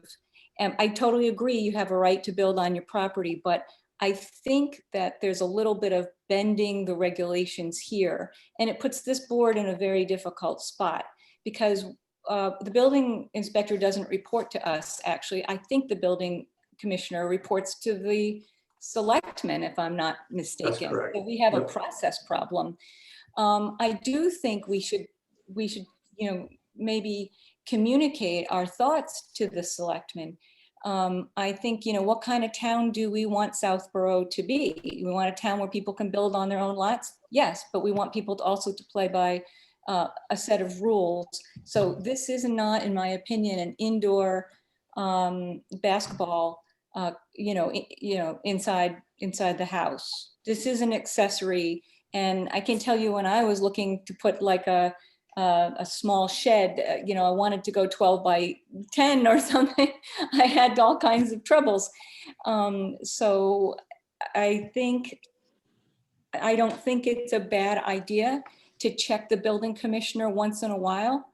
I don't think it's our job to do that. But I think in this case, we've got something very, very unusual. I haven't heard that there's a situation, we haven't been able to find a sports complex like this that is really falls under as an accessory. So I would be in favor of, I mean, I don't know what this board can do, but since the building commissioner reports to the selectmen, I don't agree with, that this is an accessory building. I don't know if that's meaningful, but I wonder if at least we want to write a letter to the selectmen to let them know our opinion on the matter. That's what I'm thinking. Doris? Oh, you're on mute, Doris. Okay. That's happened once per Zoom meeting. So I'm a large proponent of property rights and people being able to build on their property. So in my mind, there's two things. I think the building is out of scale with the house, but then I'm very stymied and struggle. It's so much out of scale. I've been to the property, and that bothers me quite a bit. But in the same hand, I don't quite see it as a improper use of it if it's attached to the building. But I don't know what to rely on for the scale. So anybody with a 20,000 square foot home or 10,000 square foot home could put up a 7,000 private pool, indoor court. I will throw a few other things in there. So I don't really think we have code that we can rely on to, if it was a different kind of application, like, but I don't see it as an accessory building because it's attached. It's substantially attached. The use of it, I'm just a very strong property proponent that you use it for what you need to use it for. And I'm not as concerned as long as it's not a commercial business. It's not running a sports center. Because someone could run a theater, we could just turn it into a theater, make it a mini movie theater. It's just out of scale with the property. So I'm struggling with that. It's too large in my mind. It's got steel beaming. I'm wondering if we're landing an aircraft carrier, but that's probably because of the open space you need to do a basketball court. So I'm inclined to question it. I just don't know if we have the authority to pull this permit. Yeah, this is the problem I have. I mean, the building meets the zoning code. I understand what the applicant and the attorneys are saying about the scale and the size, and certainly asking for proper screening is appropriate. But I mean, it clearly can't be commercial. There's no question about that. But I don't see that we have a way that we take an action here.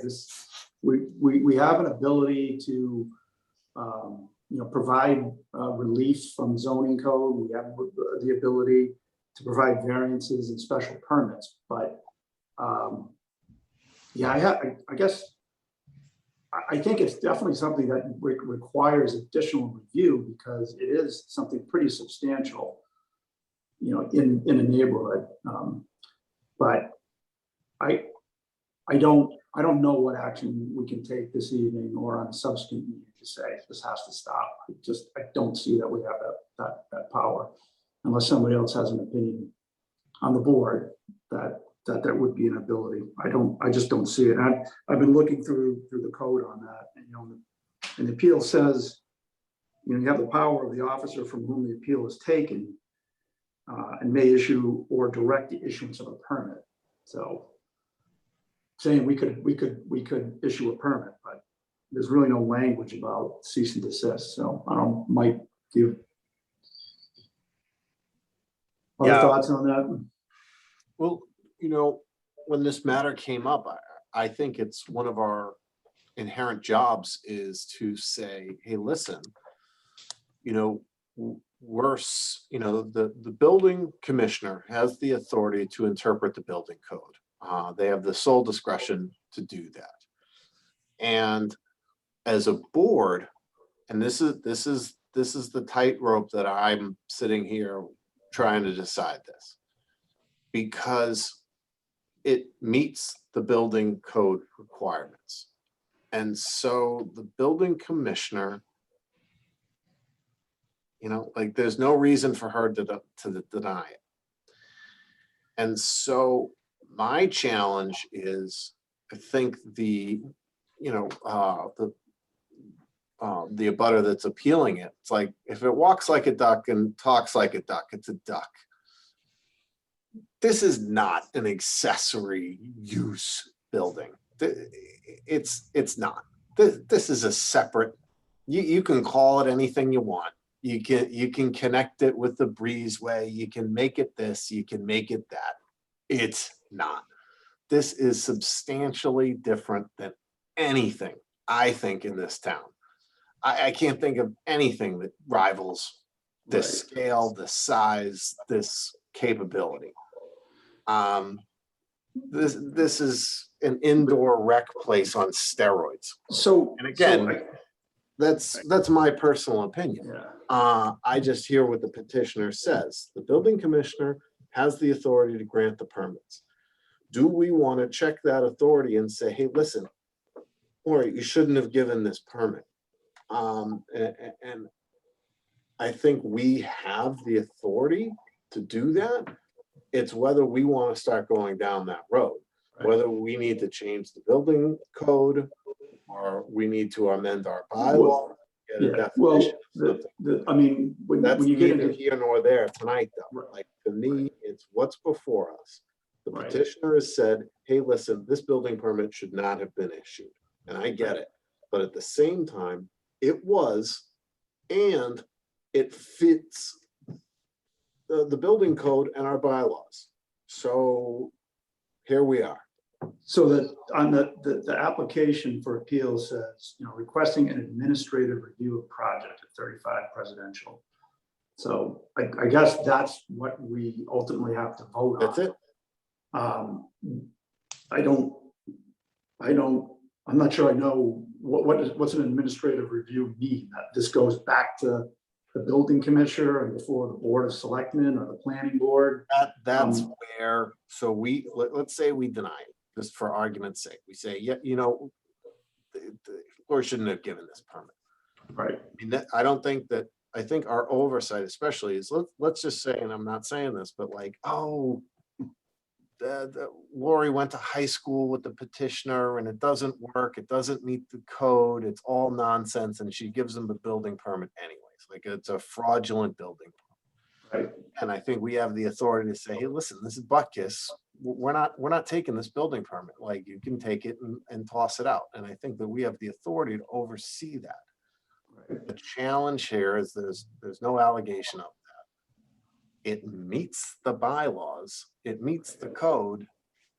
I think it's completely non-conforming. I think it's an inconsistent use, but that's my opinion. And that's where now I'm going to insert my opinion against, like, now, where does that lead us as a board? Again, I don't see another one of these coming along anytime soon, but at the same time, here we, it's allowed permitted use, but man, it's a duck too.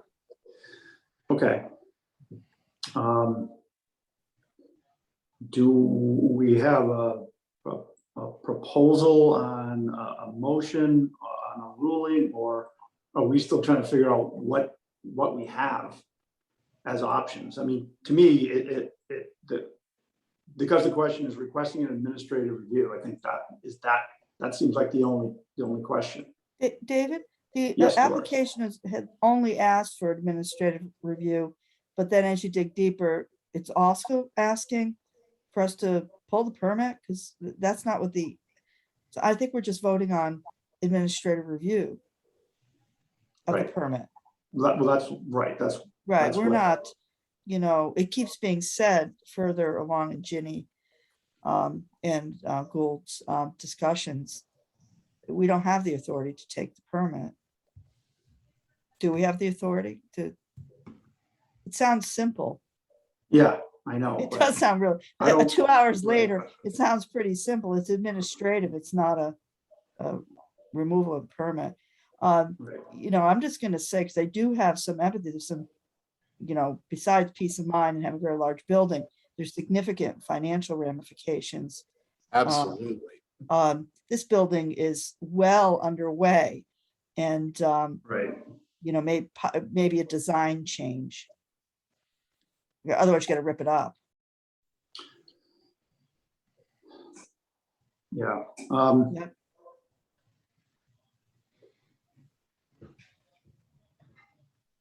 I mean, I don't know if continuing it to further delve into options makes sense. But Mike seems to be saying, no, we don't want to do that. Yeah, I'm not saying to do it. I'm No, just like, I saying hear what you're ramifications saying, of this what- one what can vote. what is can that- I think this is the administrative review right now. And I Right. think what we want to do, from, my understanding is the petitioner saying, hey, listen, we want to pull this building permit because it shouldn't have been issued because the building commissioner didn't apply the code, the Southborough zoning code, because the use is inconsistent. That's the argument, is Okay. Mhm. saying, hey, listen, just like it, let's just say, just reverse it, David. Let's just say she had denied the building permit and they sought us for review. We would overturn that denial and say you can build your deck. It's the same thing, but in reverse. Yeah. So what Yeah. we say, listen, this building permit shouldn't have been issued. Right. You I'm know. just, I'm trying to follow what's defined as what our remit is, what are we allowed to do? But, so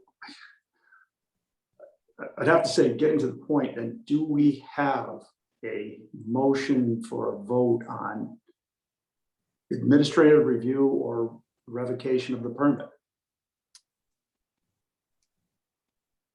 Paul, Debbie?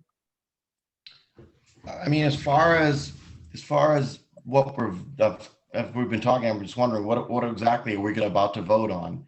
I mean, I That's don't. what I think David's getting to, yeah. We would need a motion. We would need I a don't know. motion. I mean, I would not make a motion to whatever, to remove the permit that's been granted. I don't think that's appropriate for us to do. I guess as far as reviewing this, I would say that I'd make a vote to say that we just reviewed it for 2 Yeah. hours. Right. No, yeah, absolutely. And I think, I don't know who said what now, but maybe Debbie, you mentioned something that we can certainly express concern to, to the town selectmen. I don't have a problem with us, deciding to say that. So those, I guess, if those are the three things we've been discussing, that's, Okay. I guess that's what I would say. So is the simple motion a motion to revoke the permit? Well, I mean, I guess that could be Because because we the have applicant made an appeal of the permit. And so I guess the point of that appeal was to have us revoke the permit. And I would not vote in favor, or nor would I make a motion to revoke the permit. So I guess. Yeah, I guess, again, I apologize if everyone's on the call, but we need an action to close it out or continue it. And I think the action to close it out is a Well, motion we to deny can't the permit, continue and then we because we vote. already closed the public meeting. I'm sorry, Paul? We can't continue it now because we closed the public meeting. True. So that's done. So we just now, as a board, need to vote on whether we want to accept the applicant's appeal and revoke the permit. I Okay. believe. Yeah, so I think I'm And looking I guess if we're gonna, I would make I would make a motion not to accept the applicant's appeal to revoke the permit. yeah, you're making a motion to deny the application to revoke. Does it have a second? I'll second it. Okay. So the motion is to deny the appeal from the applicant. It has a second. We need a vote. So by roll call, and again, this is to deny the appeal. So Paul. Well, aye. So What was it for the yeah, question? again, voting, if you vote aye, you are denying the appeal of the applicant, just to be clear. Yeah, so I made a motion to deny the appeal of the applicant and not to revoke the permit. Okay, all right. Paul votes aye. Debbie?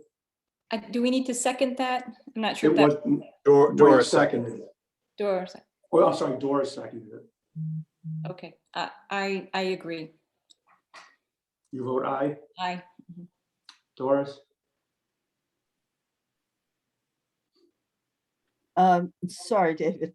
I just want to make sure I'm voting correct. I'm going to vote yes to deny. A yes vote would deny the appeal and allow the permit as is. I'm a yes. Okay, Mike?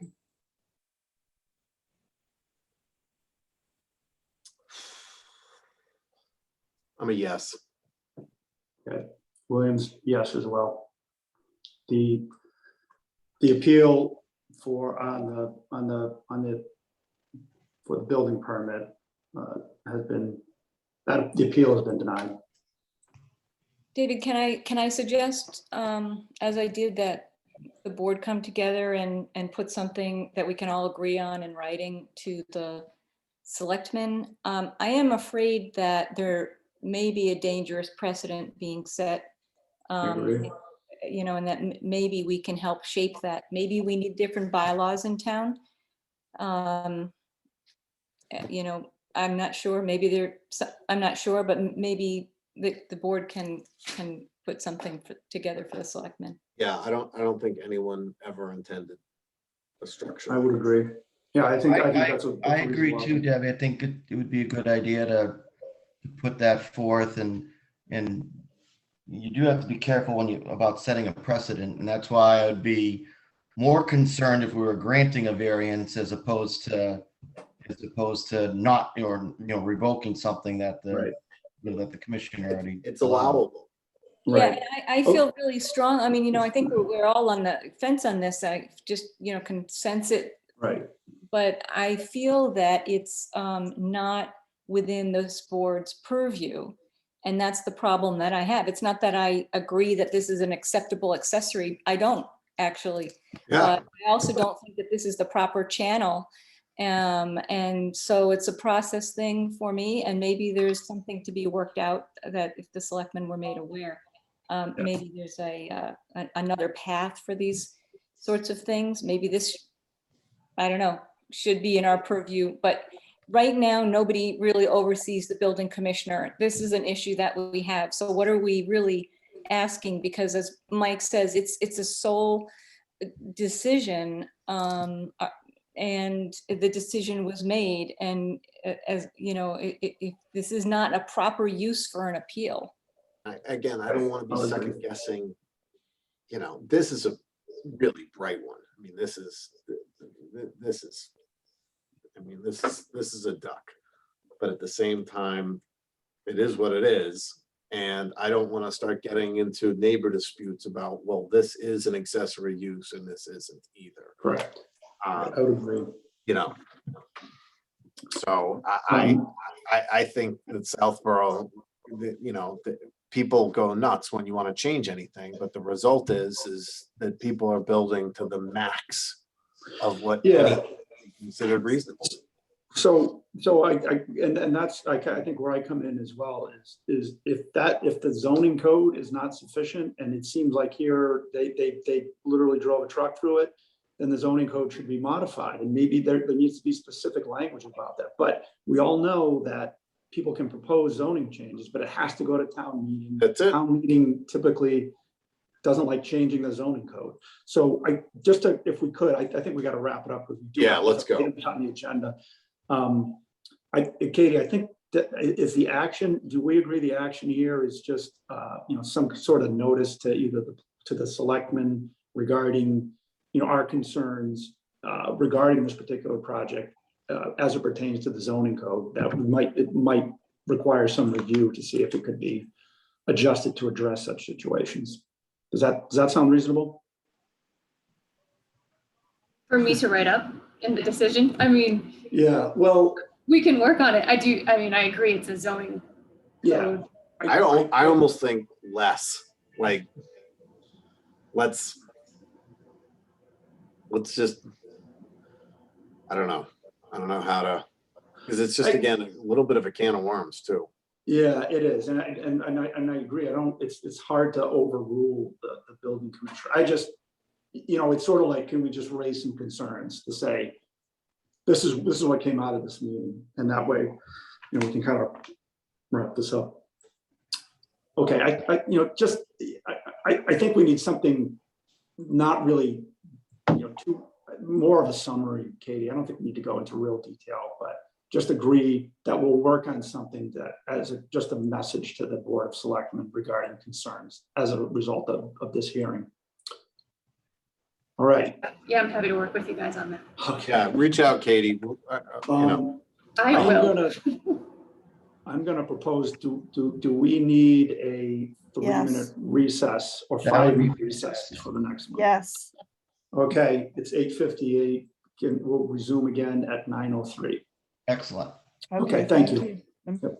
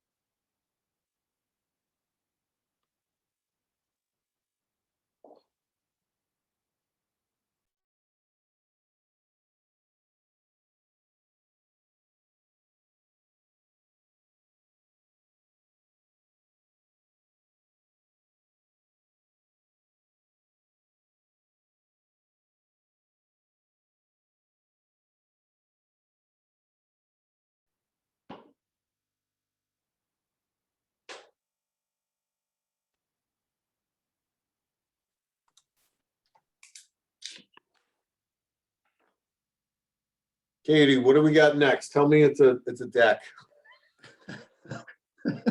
Kidding. It's 10 Barn Lane. Yeah. I'm anticipating it's not the intensity of the last one, but I've made comments before and I really regret it. All right, Doris is back. Good. So yeah, we need to get going here. All right. So we're back in session for the Southborough ZBA for July 21. Next on the agenda is 10 Barn Lane. Petitioner is looking for a variance to allow an accessory building, basically violating the setback. Katie, can you read the notice? Sure. The Board of Appeals of the Town of Southborough will hold a public hearing via a virtual Zoom meeting Wednesday, July 21st, 2021 at 7:15 p.m. with regard to the petition of Evangelos Motodidis, 10 Barn Lane, Southborough, Mass. The petitioner is seeking a variance to allow an accessory building containing a one-car garage and a pool cabana with a connecting breezeway within the 20-foot side setback in the Residence A Flexible Development District. Relief is requested under 174-13 2D4A4. Thank you. And I think this is a little bit more, within the normal thing that we do. Do we have somebody for the applicant to present? Yes, we have the applicant and Attorney Gould again. Okay. Can you let them in?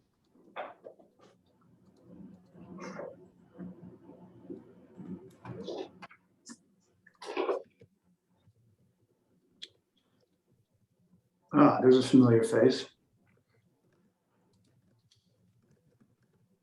You're on mute, Attorney Gould.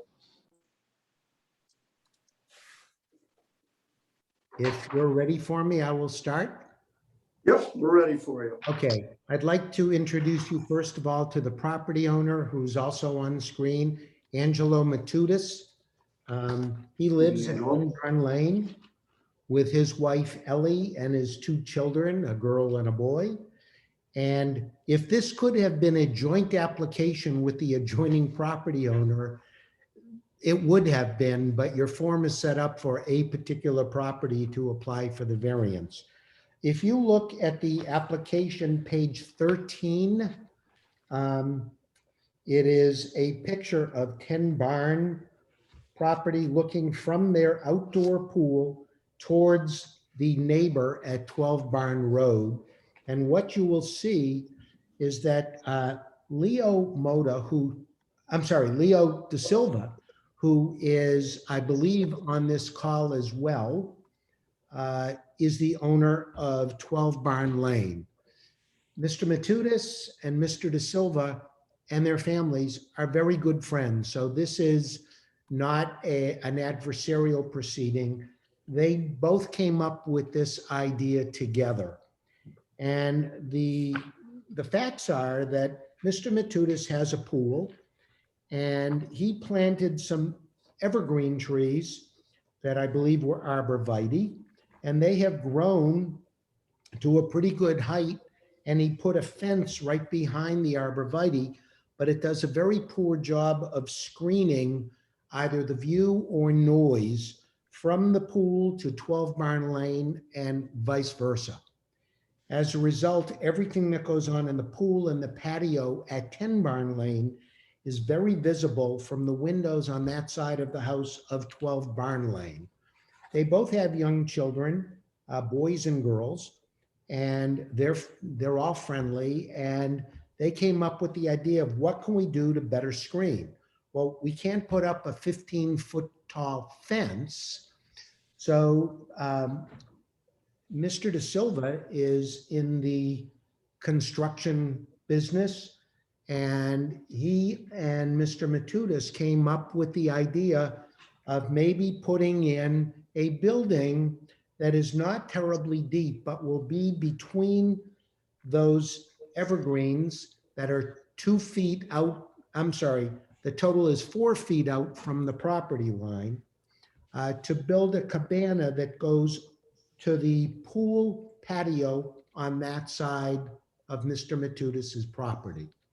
They are both completely in agreement.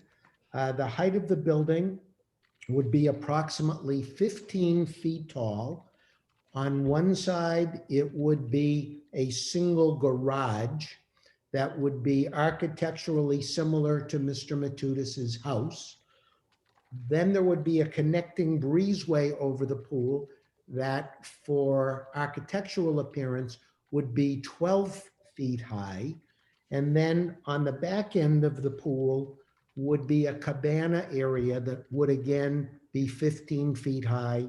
And the neighbors believe that that would give privacy to both the 10 Barn Lane and the 12 Barn Lane property. I know that for a variance, you need facts that provide a hardship. So I can tell you that there is a plan that has been done, I believe it's been sent to you, that shows that there is a short but steep hill as you go from 10 Barn Lane up to 12 Barn Lane. And as a result, the building where 12 Barn Lane is located, because it also has a higher foundation than normal, it really looks down up above the tops of these trees, and something would have to be 15 feet high to block the view. Both parties have agreed on an architect's drawing of what they would like it to look like. And they are both, I believe, present. I know that Angelo is here.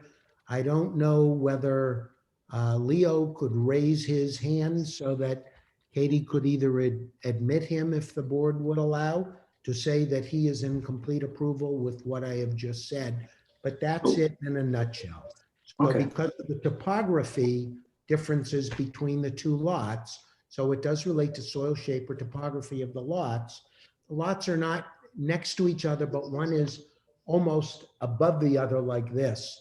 And as a result, the friendly neighbors came up with this idea themselves, and they asked me if I would present the application, but I had to explain it's got to be by one person who's going to have the less than 10 or 20 feet sideline.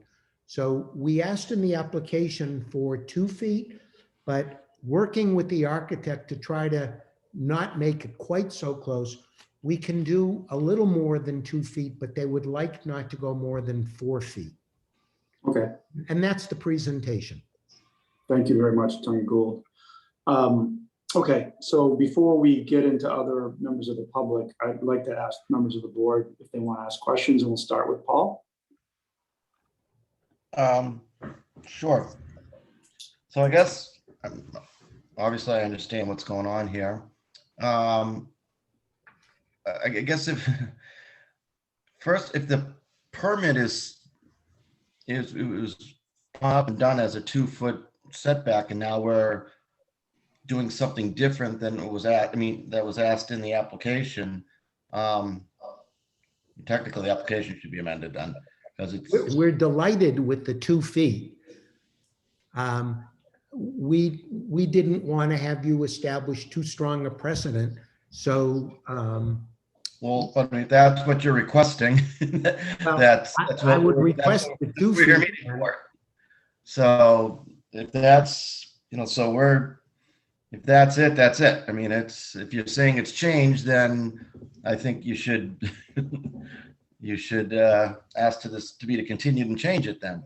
Because we can't be approving something and then have you decide to build something different. That doesn't work. As far as if the crux of this is to provide privacy between two properties and screening for a pool, a shed and a garage isn't needed to do that. Some good trees and some good screening could more than suffice as for visual and for sound, much more so than a shed. So the fact that that's being given as the reason, for the necessity here, is I don't think entirely accurate. And there's certainly then there would be no hardship in putting in bigger, better trees to accomplish the same accomplish the same thing. So that, now the fact that there's there's something that you're proposing and the abutter is okay with it, I assume the applicant is the one building and paying for this, not the abutter. So the fact that you'd say it's a joint application, I don't think has any merit here, because unless unless they're doing something next door to pay for it, I doubt that's the case. So those are my quick thoughts here on it. So what this really is to me is a cabana and another garage wanting to be built, where the abutter seems to be in favor of it and is not going to is not going to have any objections to it. Okay. Debbie? Yeah, I agree. I think the application needs to be updated. I was just wondering about like resale, if this makes, this building garage makes it, or cabana, makes it less desirable for if both neighbors were to move away, would somebody think like, why didn't they just put in some trees or something like that? But I think it's very nice that you have worked it out, to be honest. But, had you looked at trees and any kind of screening? I mean, did you just decide that, if you wanted functionality instead with the building? May I jump in? Yeah. We've been here for 3 years. And I think I'm fortunate enough to have a great relationship with Leo. And not only is my neighbor, he was part of the group that built my house. And I basically went up to him and asked him if I would, if that would bother him. We do have the trees that are almost 14 feet, 15 feet high. And there is an issue with, him overlooking and me overlooking. And also, Leo is a little younger than me. And, sometimes they entertain people. And, it's okay for him to have music. And I would never say to him not to have music or entertain people. And those trees doesn't actually, stop the music, or even, me looking at them and they're looking at me. And not only I have trees on one side, I also put trees on the other side of my house, and they're all 14, I didn't take trees out. I actually put more trees in. I have trees all the way from around my yard, basically for privacy. And, I tried the trees, and it just, I think we, both of us need a little more privacy from each other. And I think that would, help us a little, having that privacy, and also some of the noise. To your question, we did try trees. They're like 14, 15 feet. We actually had 2 rows of trees going on that side and just didn't help. Yeah. That's all I have. Thank you. And I think Leo can attest to that. I think he's present. Okay. Thank you. Doris?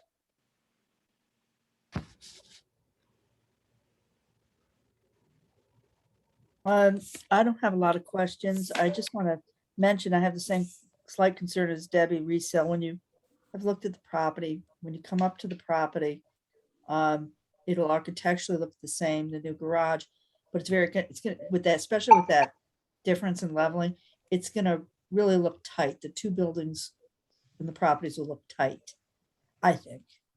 Well, there is an entrance on Leo's side. There is an entrance.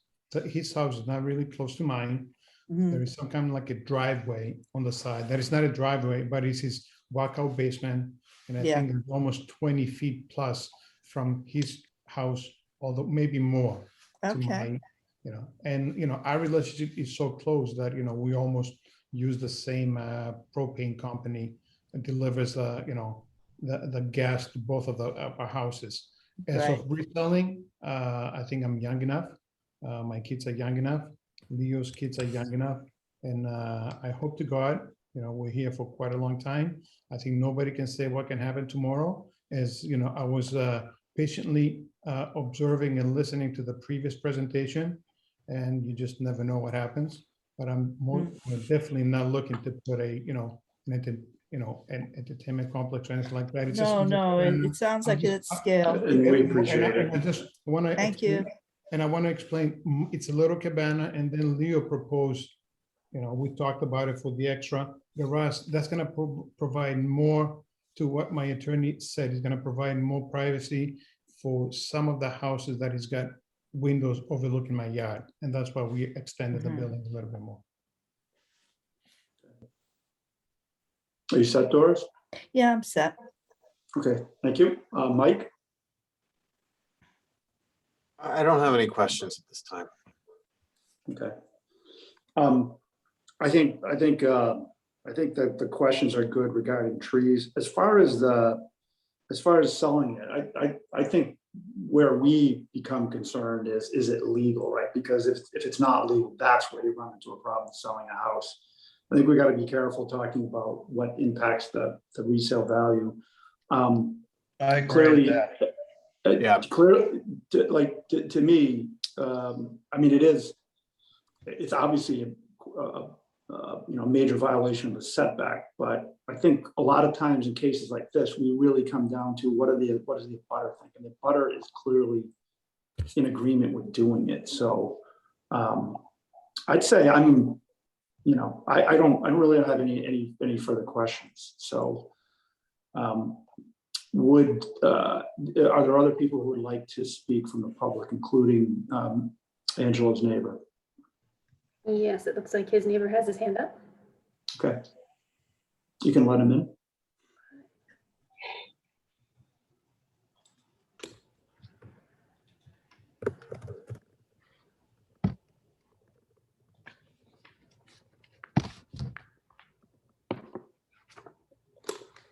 Yeah, so I'm sorry. You know- I didn't do this well last meeting. Could you just your name and address, please? yeah, so it's Leo da Silva, 12 Bar Lane, Southborough, thank you. Mass. Thank you. Yeah, we've been talking about this for a while, so we in agreement, and I don't believe this will impact any sales or any for both of our houses. I don't believe this will be any impact on that side. I think this is, I have a grill actually right that when I'm grilling, I'm always looking towards his house. So it's kind of like with this, it's gonna be much better in the trees that's there. It's gonna keep there. So that's gonna provide a little bit of so we're not gonna be just seeing the building. Actually, we're gonna be seeing some trees and the building be behind the trees. So we are all in agreement, and I think this would be good for both of us families. Okay. That's Thank all. you. No problem. All right. Thank you. Is there anybody else who's looking to speak, Katie? I see Attorney Gould. Okay. Nobody else? Okay. Attorney Gould would like to add All right, something more. briefly, I just want to say, this is a beautiful neighborhood, obviously, and these are both very beautiful homes. I asked them the same questions about the trees, and they said that they spent a lot of money on these trees that are there. It doesn't block the noise, doesn't block the view. And no matter how big the trees are, because Leo's home is so much higher, aside from the fact that the ground itself is between 7 and 8 feet higher, when you look at the height of his windows, because his floors are high, I mean, each individual floor is high, no matter how tall the trees are, he's going to be looking down over it. So the idea of a garage up front, a breezeway in the middle, and a cabana towards the rear side of the pool would first provide a function, but it would also be much deeper. It would be approximately 12 feet deep, and it's clearly going to block more noise than just the trees, and it's going to block more view than just the trees. And they have reviewed the architectural, they've agreed on who the builder could be, and they're both very pleased with it.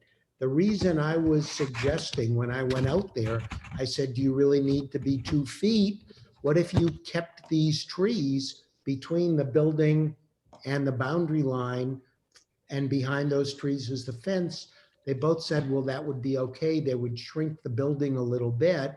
So if the decision could be worded that a variance is granted to be not less than 2 feet from the sideline, I think it could be granted. With both neighbors wanting the same purpose, and with there being a purpose that trees alone would not provide, I hope this board would consider it. And we do meet the grounds on a variance, because the whole problem is caused by the topography, with one lot being considerably higher and that house being considerably higher than the other. Thank you.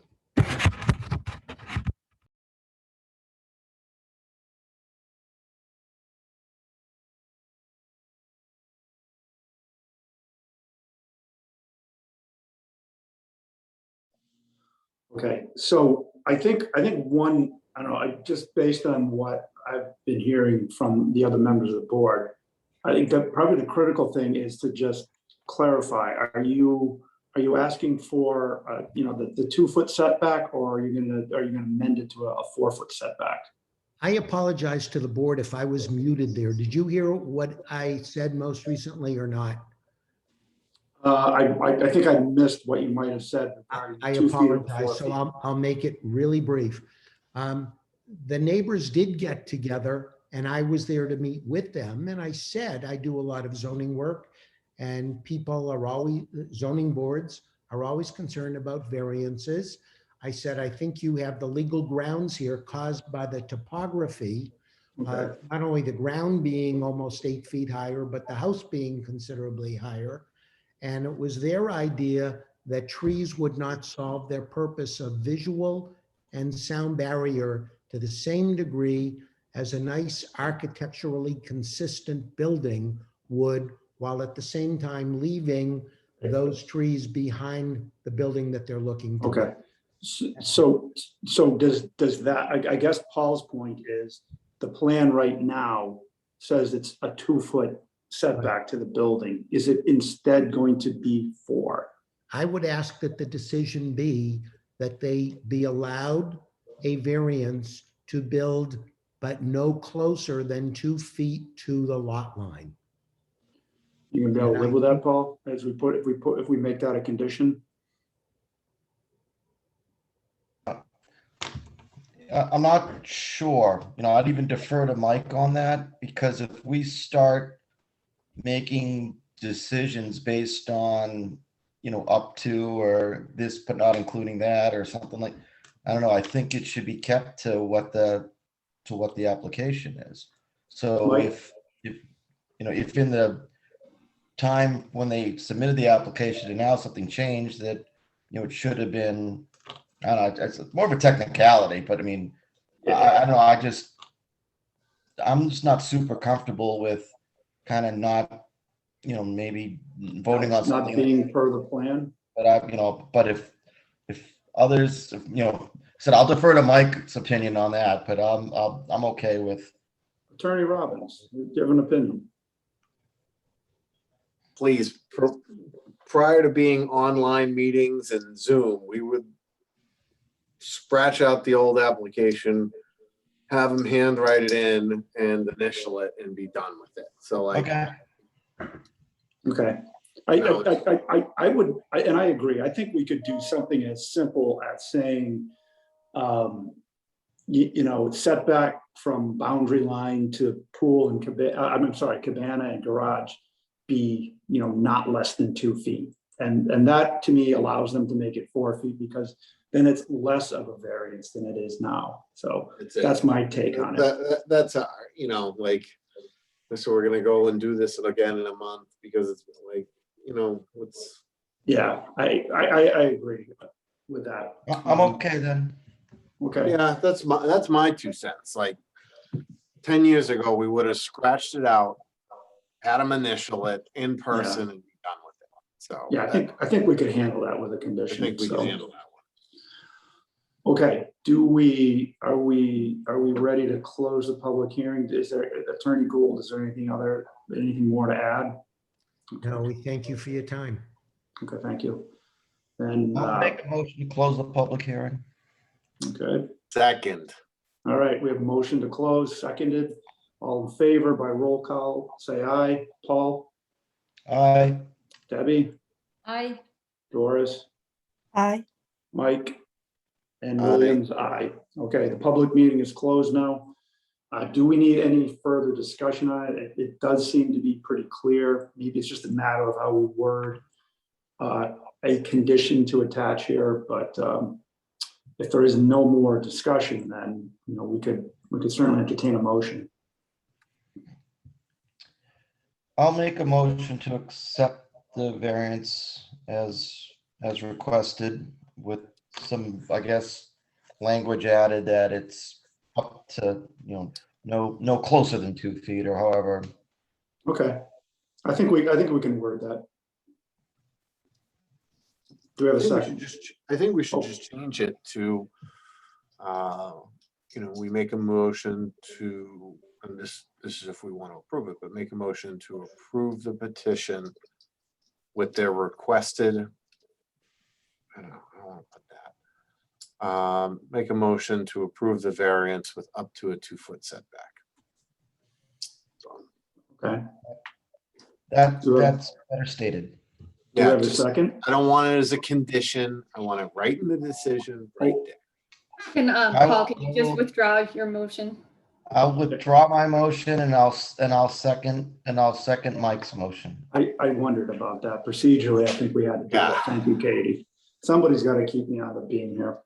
Okay, so we have a motion to accept the variance with the setback not to be closer than 2 feet with a second. All in favor by roll call vote, say aye. Paul, Aye. Debbie, I, Doris, Aye. Mike, Aye. and Williams is aye. The variance is granted. Thank you very much.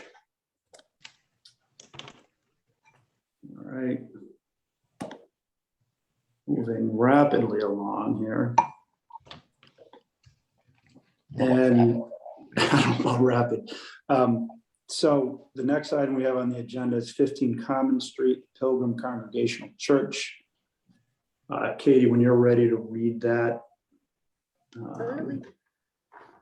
The Board of Appeals of the Town of Southborough will hold a public hearing via a virtual Zoom meeting Wednesday, July 21st, 2021 at 7:30 p.m. with regard to the petition of Pilgrim Congregational Church, 15 Common Street, Southborough, Mass.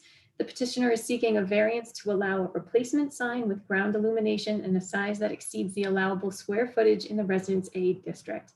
Relief is requested under 174-11-15E1C and 174-11-23. Yep. And do we have somebody from the applicant to present? We have Bill Harrington. Okay. You can let him in.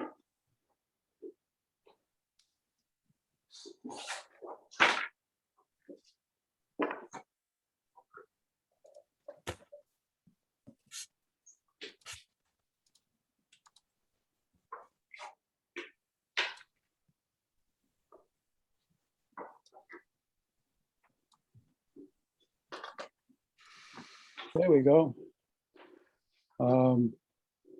We would like the Pilgrim Church a couple of years ago when the project on the street in front of us got going, we had a small sign that identified our church, and we took that down. It needed to be taken down.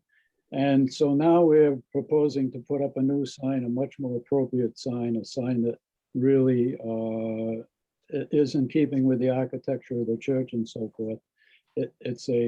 Can we show the picture, Katie, of the sign? Would that be helpful? It's in your packet. Have you seen the packet? Anyway, it's a 4x6 sign supported by granite posts setting out in front of the church.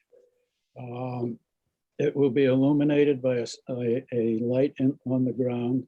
The light is an LED light. It complies with the lighting illumination bylaws of the town.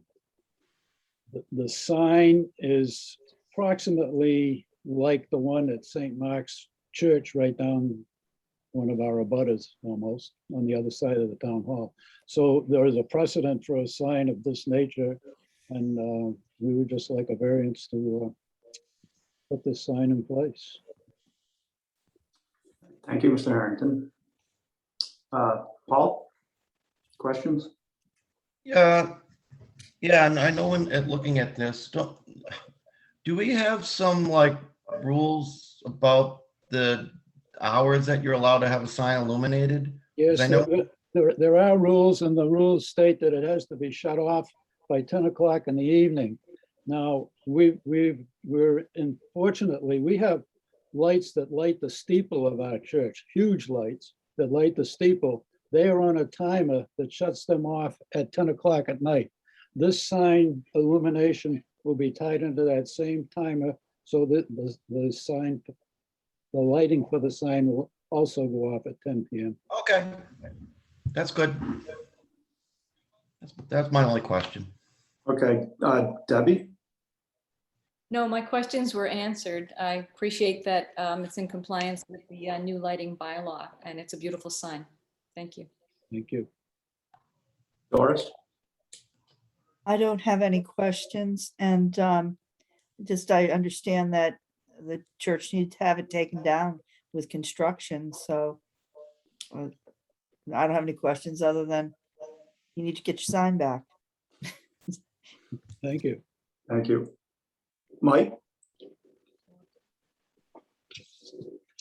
Sorry. I have no questions for the applicant at this time. Thank you. If I could just briefly, so that there was a construction on the street that caused the sign to come down, or it just had to come down anyway? It needed to be come down, and that was part of the reason that was the impetus for doing what we're doing now, just get that sign down and replace it with something much more appropriate and a much nicer looking sign. And I'm sorry, what is do you know how much it exceeds the size, the square footage? Is it? I'm not clear on just what the specification is. I think I read it was 20 square feet, but I'm not sure what it was. But anyway, this is roughly 4 by 6, so it's 24 square feet roughly. Okay. And I mean, knowing where you're located, your immediate abutters are the town of Southborough and the St. Mark's Church, correct? And some cemeteries. Yes. So, I mean, I'm assuming nobody's come forward with a complaint about it. Evidently not. We sent out the certified letters and they were all cut back. And so and I just wanted to sort of to back up what Debbie said. It's good to hear that the lighting is in compliance with what they're asking for. I'm also going to note that this does require the planning board to review, which they did. Yes. All the issues they needed all the questions they had to answer were 3-0 votes. There were 2 abstaining in each case. I believe that's because those 2 planning board members who abstained are actually members of the church. So that's correct. Yes, that's correct. So it seems like all the ducks are in a row here. All right, Well, so Katie, go ahead, Doris. Sorry. The sign in the picture, it's just going to be black and white. Basically black and white. The letters for the Pilgrim Congregational Church letters will be engraved. They will be black, and then they will have a gold outline around the letters. So it'll be a pretty classy looking sign. The only color is down in the corner. There's a logo for the United Church of Christ, and that's the United Church of Christ logo, and it has a rainbow in it. You can see it in the picture. I see. Okay. It's quite tasteful, actually. Okay. All right. Any other questions for Mr. Harrington? And Katie, do we have anybody else from the public who wants to speak? There are no hands up. Okay. If we don't have anything else to discuss or questions from Mr. Harrington, then we could certainly entertain a motion to close the public hearing. I'll make a motion to close the public hearing. Do we have a second? Second, All right, we have a motion to close the public hearing and a second. All in favor by roll call vote, say aye. Paul, All right, Debbie, Aye. Doris, aye. Mike, Aye. and Williams, aye. Okay, we closed the public hearing. Doesn't seem like we really have need for more discussion here unless somebody feels strongly. But otherwise, I would entertain a motion to approve the application. I'm sorry, what is it? It's a variance. It's a variance. I'll make a motion to approve the variance as applied for. Do we have a second? I'll second it. All right, we have a motion to approve with a second. All in favor by roll call vote, say aye. Paul, All right, Debbie, Aye. Doris, Aye. Mike, Aye. Williams, aye. The variance application is approved. Congratulations, and thank you. All right, very good, thank now you. we're moving right along. Now we're moving along, yes. All right, well done, folks. All right, next on the agenda, Katie, is the garage application, correct, at 37 Lynbrook. Yep. Construction of a 2-bay, 1.5-story garage with an existing 3-bay garage, residence side. So, sorry, go ahead and you can read the notice. Okay. The Board of Appeals of the Town of Southborough will hold a public hearing via a virtual Zoom meeting Wednesday, July 21st, 2021 at 7:45 p.m. with regard to the position of Vineet and Aparna Margawala, 37 Lynbrook Road, Southborough, Mass. The petitioner is seeking a variance to allow construction of a 2-bay, 1.5-story garage with an existing 3-bay garage present in the Residence A district. Relief is requested under 174.8(2)(b)(12). All right, very good. And do we have somebody present to present on behalf of the applicant?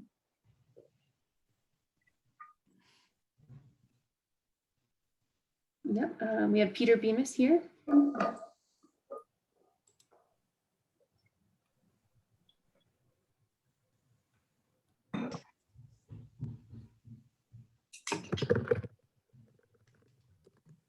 Good evening, members of the board. Thank you. So I'm here on behalf of the Nagawalas at 37 Lynbrook Road. If I'm allowed to share my screen, I could show you the plan that was part of your packets. Otherwise, I can describe it if you prefer. Do you I allow- think sharing the screen is acceptable. Sure. Good, okay.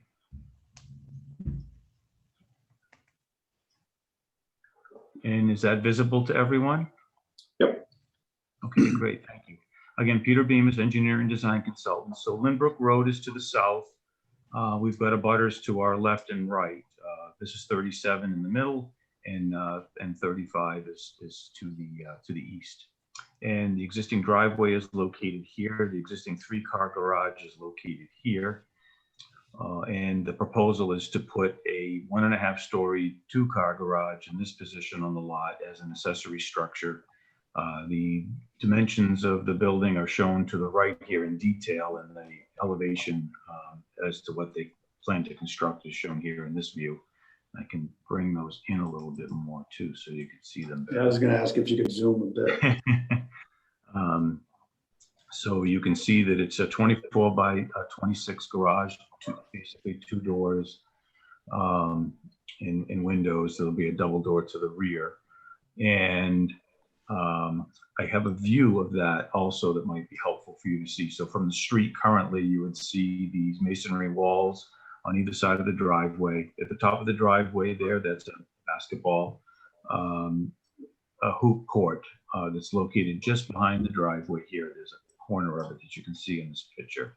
And that's shown here to the left, existing basketball court. So this would be just located in front of that. There are 3 existing bays, so therefore that is what allowed by right in zoning. And for any additional bays, we would need to have a special permit granted from the board. So we're hopeful that the board would see that this is a proper and appropriate use at 37 Lynbrook. Be happy to answer any questions. Thank you for the opportunity. Thank you, Mr. Bemis. All right. Maybe it's okay to leave it up there. Paul, do you have any questions? I actually have no questions. Okay. Debbie?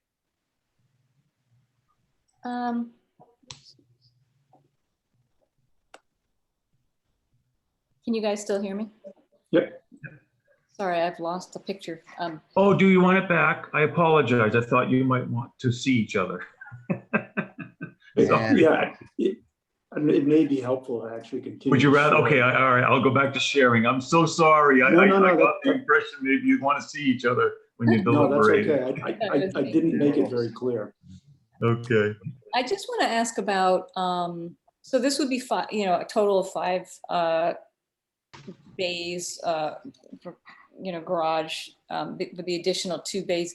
Are there other examples in the neighborhood of that? I mean, this is a tricky one because we've had this come to the board before, and there must be a reason that our bylaw limits, the number of bays in the garage to 3. And so I just want to ask a little bit about that. If there's others in the neighborhood, there's five bays. I know this is a separate building, but maybe if you can just talk about what, how this fits in with the neighborhood. Sure.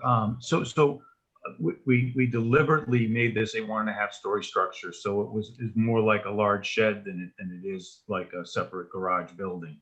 I know you just debated this issue earlier this evening about size and scale.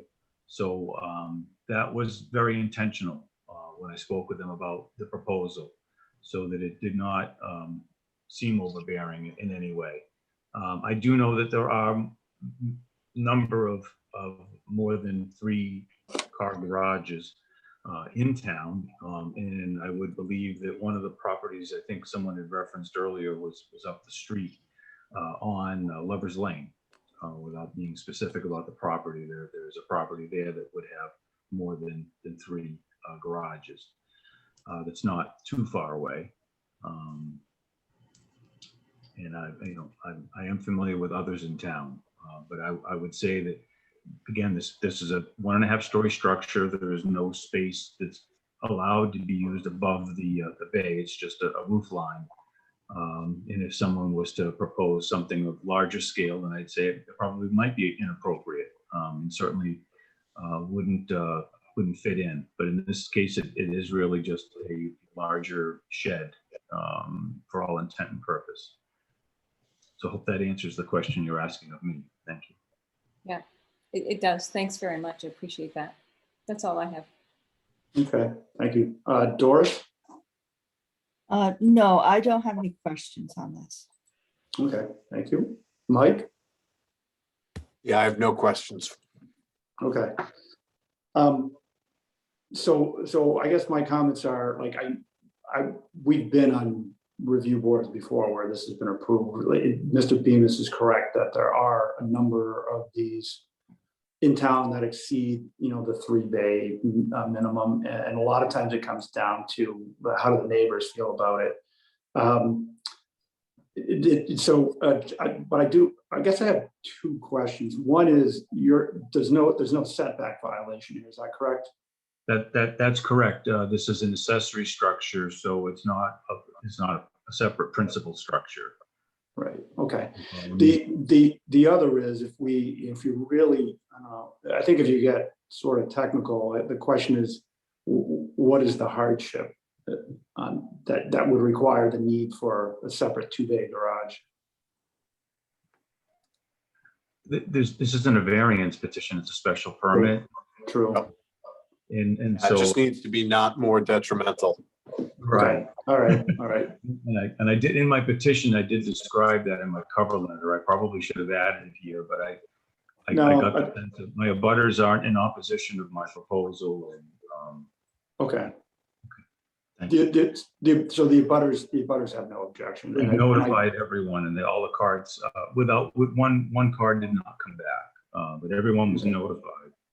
And that was not the directive letter. And I mean, was it for the direct abutter closest to the garage? Have they had discussions on it? Like With the neighbors, yes, each other, they communicated with each other. Yes. okay. And I thank my board members for keeping me straight as well. So good work there. No, I have no other questions. So you could, it's probably, you can probably stop sharing at this point. Okay, very good. All right, Katie, is there anybody else who's looking to, with a hand raise, who wants to speak? I don't see any other hand raises. Okay, I don't, do any board members have any further questions for Mr. Bemis? Looks like the answer is no. In that case, we can entertain a motion to close the public hearing. I'll make the motion to close the public hearing. Second, I'll second it. okay. We have a motion to close with a second. All in favor by roll call vote. Respond with aye. Paul? Aye. Debbie? Aye. Doris? Aye. And Mike? Aye. And Williams, aye as well. So the public hearing is now closed. Based on the amount of discussion we just had in the public hearing, I would say we probably don't need more. We just need a motion on the special permit application as written. I'd like to make a motion to approve the petitioner's motion as drafted. Have a second. Oh, okay. We have a motion to approve the special permit form as drafted with a second. All in favor by roll call vote, respond with aye. Paul? Aye. Debbie? Aye. Doris? Aye. And Mike? Aye. Williams, aye as well. That's 5-0. Peter. The permit is approved. Thank you, Mr. Bemis. Okay. So back to the agenda. Those are all the applications. We do have, how did I do that? We do have one order of business to take care of when it comes to, Katie, what's the address? 200 Turnpike, is it? We put in a condition that they do a traffic study. They did the traffic study. It actually came back as there's going to be less traffic as a result of this business change from what's there today. So did that, and refresh my memory, Katie, did everybody get that sent to them for their review? Yes. I mean, it looks like there's a lot there, but if you read it, you can really, it really covers it in a couple pages. So as a board, do we have any concerns based on what we just received as a traffic study? Because I think what we need to do here is that's a condition. We need to close that. We have the traffic study. I think we just need to agree that we accept the traffic study, then we can, close that so that they can go forward. I just know that earlier there had been a request for us to post, or I would like to be heard as part of the call. So from Sandy regarding the traffic survey. So I remember that was put on like right when the meeting started. And so I just didn't. Yeah, at this stage, is there anybody waiting or raising a hand now, Katie?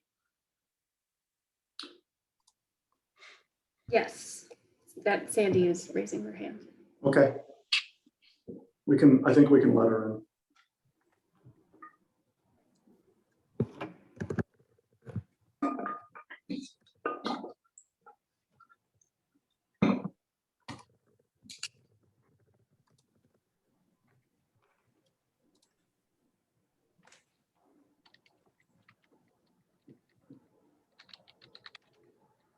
I'm working on it. Sorry, folks.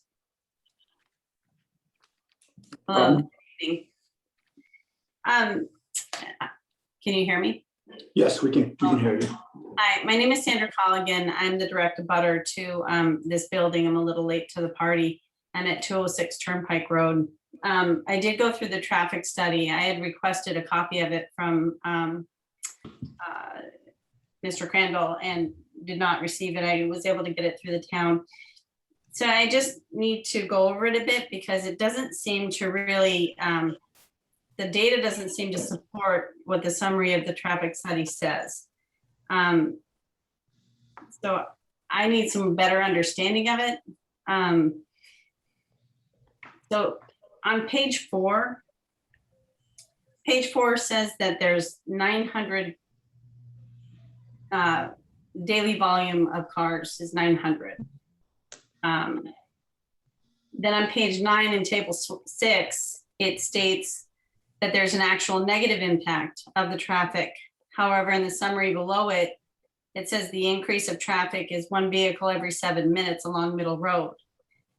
Page 4, the 900 vehicles per day is Middle Road. So if you take the 1 vehicle every 7 minutes, there's 60 minutes in an hour, 24 hours in a day, there's 1,440 minutes per day. That would be an additional 205 vehicle visits. You divide that into 900 and it's actually a 22% increase. So I'm just having a hard time understanding the traffic study. That's just my math. If someone else could explain it to me better, that would be great. My biggest concern is not Middle Road. My biggest concern is my driveway. I'm sorry, could you just repeat where that math came from? Just, I did take a look at it, but I'm going to admit I didn't go through it with the detail that you did. Sure. If you look at page 4 of the traffic study in table 1, yeah, it says that this is a baseline traffic volume summary of Middle Road. And it says weekday morning peak and weekday evening peak are the same. The first row is 900 daily volume per day. Yep. So 900 cars per day. And it says it in the summary below as well. Middle Road carries approximately 900 vehicles per day. Okay. So then when you go over to page 9, table 6, intersection total entry volume, they show that there's an actual, which I heard you earlier saying, it appears that there's a negative impact on the traffic, that there's basically no impact. But just below it, there's a summary of table 6 that says the project will result in an increase in traffic of 1 vehicle every 7 minutes. You know, if you just do the simple math, that equals, unless, I mean, this is just my math, but that's where I did, there's 60 minutes in an hour, 24 hours in a day. So there's 1,440 minutes per day. It appears to me that they're averaging. So that would be an extra 205 vehicle travels on Middle Road. And you simply divide 205 by 900 and that's a 22% increase. Excuse me, Mr. Chairman, I think someone who actually conducted the study is raising their hand, who might be able to explain it a little better. Okay, yeah, why don't we bring them in?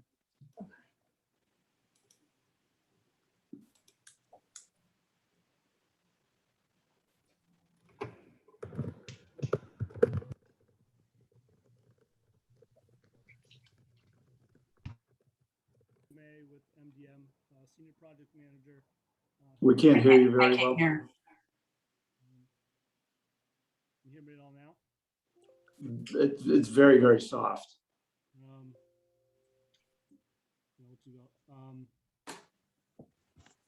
If you can hear me at all, I can share the screen. I can show the calculations for the difference, if that helps. I think that will help. I think what Ms. Colligan wants to understand is. So what the difference is one table is the baseline existing, where the table number in page 9 compares it to a no build conditions with the infill and as of right use of that full office building at the 12,000 square feet. And that'll show up in my slides.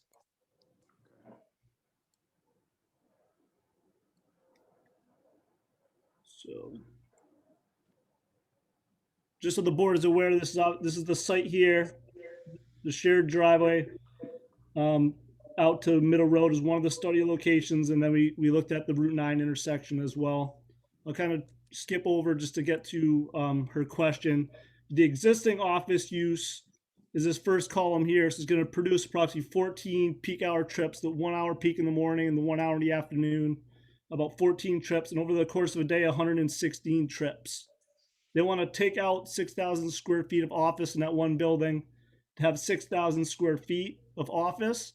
And they're going to convert the other 6,000 square feet to a warehouse use and then add a second building for a total of 13,000. So if you add the office, the warehouse for the proposed use, you get approximately 9 peak hour trips in the morning, 9 in the afternoon, 80 over the course of a day. So you get a reduction of approximately 5 peak hour trips and 36 trips over the course of the day. And that table she was referring to here, this is a no build condition. So that assumes the full occupancy of that office use are these volumes here. And then the project impact is actually a reduction at the Route 9 Middle Road intersection, as well as at the site driveway for a decrease in traffic, which satisfies your 10% requirement. I'm sorry, could you just go back to that real Sure. quick? Could you say again what the first line represents then? The no build? This first line here is Middle Road at Route 9 for that intersection. This is the total entering volume under a condition where we infill that office to be fully occupied.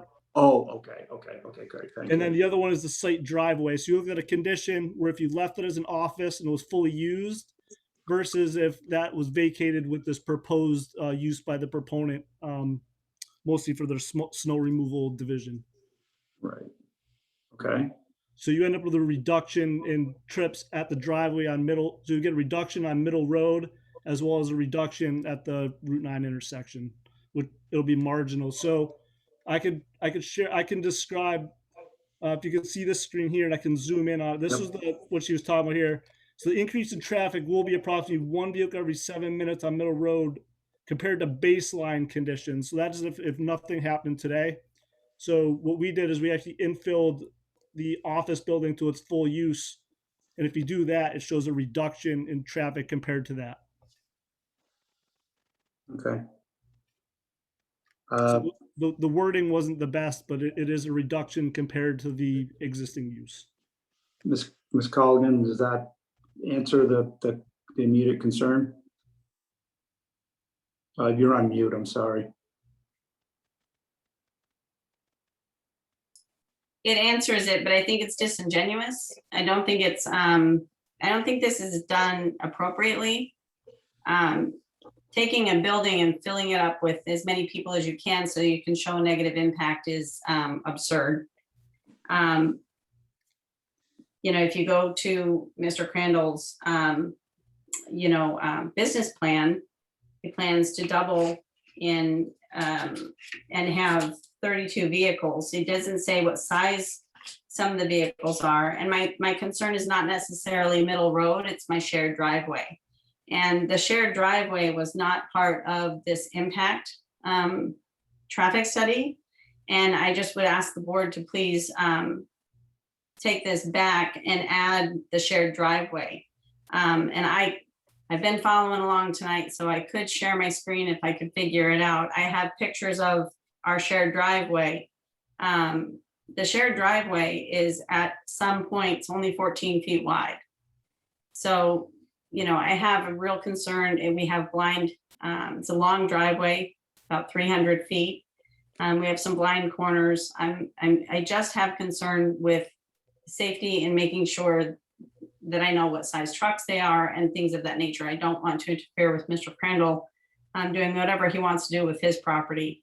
Like I said, I'm late to the party, but I don't think that this traffic study is, I mean, I could go through quite a few points where I don't think it's, I don't think that the use in the traffic study is appropriate to what Mr. Crandall is using it for either. If you bear with me, I have some notes. Well, she's looking at that through the chair. We did do a study of her driveway at Middle Road. That was included in the study.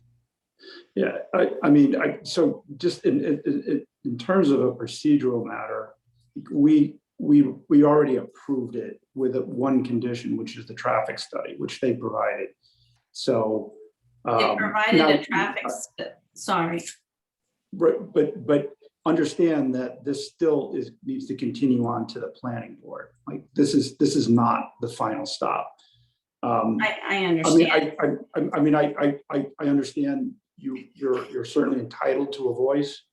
I would say some of the concerns I believe would have been more appropriate at the hearing that we had initially. I agree. I agree. I didn't get my mail on that. That's on my kids. Okay. I'm not going to argue that at all. I would just say that the traffic study in this, they used the data from the state for a warehouse. It's not for a snow plowing landscaping business. So I don't think that the correct data was utilized in performing this traffic study. So I just think that the correct data needs to be utilized for the traffic study. We need to know, the real use of this building is for a snow plowing landscaping business. He's going to have large trucks. He's going to have salt be-brought in and brought out. And we need to call it what it is. It's not a warehouse. It is a construction company. And the traffic study needs to reflect that, in my opinion, not a warehouse. Okay.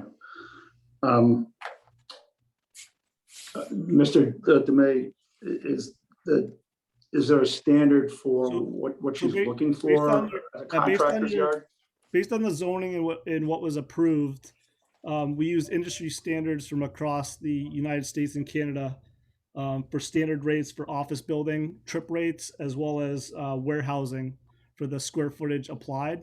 We also used empirical data, which is included in the attachments of our traffic study, which does indicate the size and types of vehicles intended to be used by the applicant, as well as the number of employees, approximately 11 maximum employees at one time on the site, outside of an emergency situation for snow removal that would occur mostly when the roads are closed or there's not a lot of traffic on the roads. They'd be removing snow.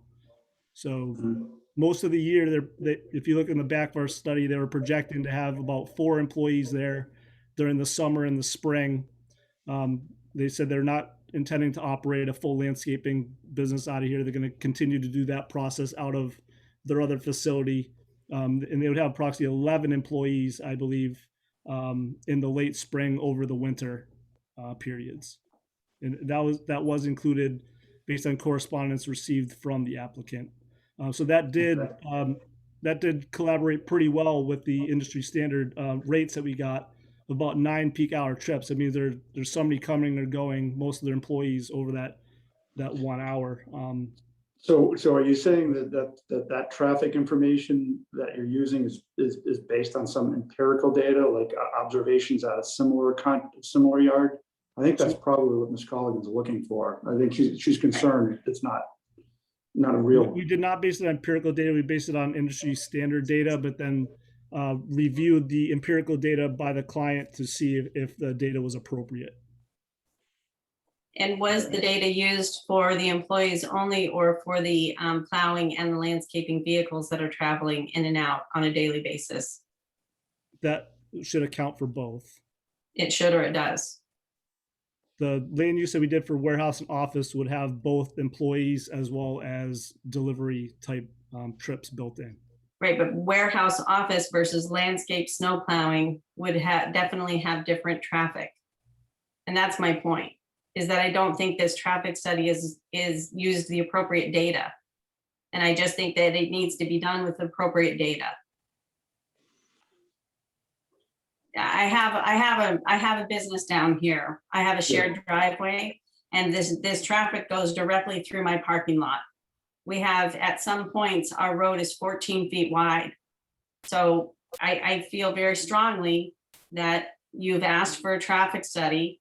It needs to be appropriate data. And I don't believe that this is appropriate data. Based on the use and the zoning, the existing uses versus proposed is appropriate. That he's requesting to have a snow plowing landscaping business. It's a special permit. Well, but I mean, technically, we're strictly in a traffic study here. I would ask if you have any other reference that would, sort of challenge that. It sounds to me like you're saying a warehouse isn't appropriate, but I think you would need a reference that would. Well, a I'm gonna warehouse, say, it's not a warehouse. It's not a warehouse. It's a, but if I could, okay. if this is for the intent, the purposes of a traffic study, you're right, it's not a warehouse. But I think the question is, does a warehouse use approximate the traffic that you'd have for a contractor yard? And I don't know if there's a standard that would exist for a contract yard for snow removal in this case. Do you know if that exists, Mr. Demay? There's not that exists use. No, the closest thing you could look up like a contractor type of thing. For the amount of employees that they're looking at the site, the data is appropriate. I mean, they're looking at 11 employees, so you can't possibly. It is what it is. You have 11. The employees that actually work there are office employees. You're not adding the plowers and the landscapers. So those plowers and landscapers would occur on periods where all the other businesses in the area either closed or they're like overnight snow plowing. No, I understand, but the data needs to be added to the study. That's not an average condition throughout the year. So that's their whole business model. Right, but so I think the question is the study based on legitimate standards? I mean, I believe that's as much as we can ask for here. Is it based on a legitimate existing standard? It is. We did counts and then adjusted them for pandemic adjustments as well as seasonal variations. Okay. Took that all into account as well. Okay. Does anybody else from the board have any comments on that? I feel like we're relying on the professional stamp here for performing a traffic study. I'm not expecting it to be misleading if it's based on accepted standards. I think you would. I feel like you would need like a professional opinion that says that that's the wrong way to do that, or some sort of reference. I have a hard time saying we that this is based on an incorrect standard is what I'm saying.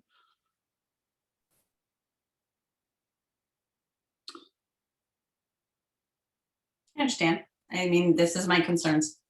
Okay. And I feel like this is the place to voice them, and I will carry them on to the planning board. Right. I have safety concerns. Okay. And I that's kind of where I'm going with this. I mean, we have the ability to share your concerns with the planning board regarding the traffic study. I do think, like, procedurally, we've approved it. We have the traffic study. I understand you have concerns about it. We're not professional engineers to pick that apart. It's actually a little bit more appropriate for the planning board, and they may have resources they could consult with as well. Unless I'm hearing something different from anybody on the board, that's kind of the way I feel about it. I'm not a professional. It's above my pay grade. It's just when I read it, it doesn't seem to apply to what the owner really is going to be doing with the building. Right. So. And I don't want to be dismissive of your concerns. I think they should be addressed. I just kind of feel like maybe we're not the right forum to do that in this case. Interesting. And potentially to answer your question through the board, I don't know if the attorney for the applicant is on. It sounded like the applicant themselves had a conflict tonight. But their attorney beyond it may be able to address your use concerns at least, but that's out of my purview as well. What you're specifically just addressing the traffic study, is that correct? Correct. And I'm assuming you're the professional engineer within the state of Mass, correct? Civil engineer, yeah, okay, all right. So, I mean, my take on it, and again, anybody from the board could feel free to jump in, is that I think you accept the traffic study and we just maybe, send a message to the planning board saying there are concerns regarding the data used for the traffic study, and that, Ms. Colley, you clearly would have the ability to attend the planning board when they hear it. Thank you. If you could also pass the data and the fact that the shared driveway was not part of it. Okay. It was only Middle Road and Route 9, the traffic and the impact on 206 Turnpike Road, which is my building. And this goes through my parking lot, was not addressed. We did study your driveway for the record. Okay. We did a traffic count of AM PM of the 794 to 6 at the driveway intersection with Middle Road. And we also provided the auto turn for various types of potential vehicles in the attachments to the study as well.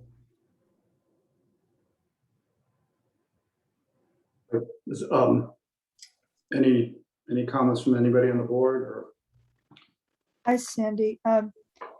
If you have access to it, and Katie, correct me, you should be able to see be very informative about some of your questions, the original application meeting. It's up online, right, Katie?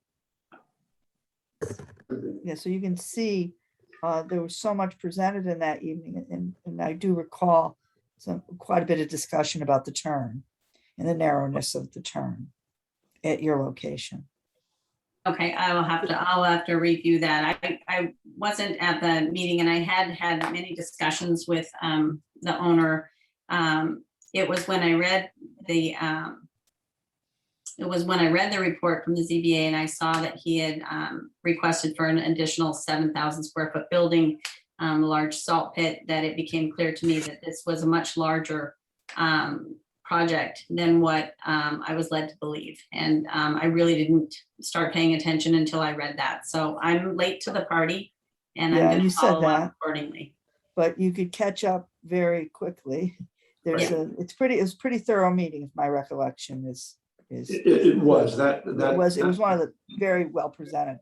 Yeah, no, it's on me. I'm late to the party, but I'll catch up. Katie? Yeah. We do have a hand up if you want to entertain Michael Norris. Okay. Up to you. Okay.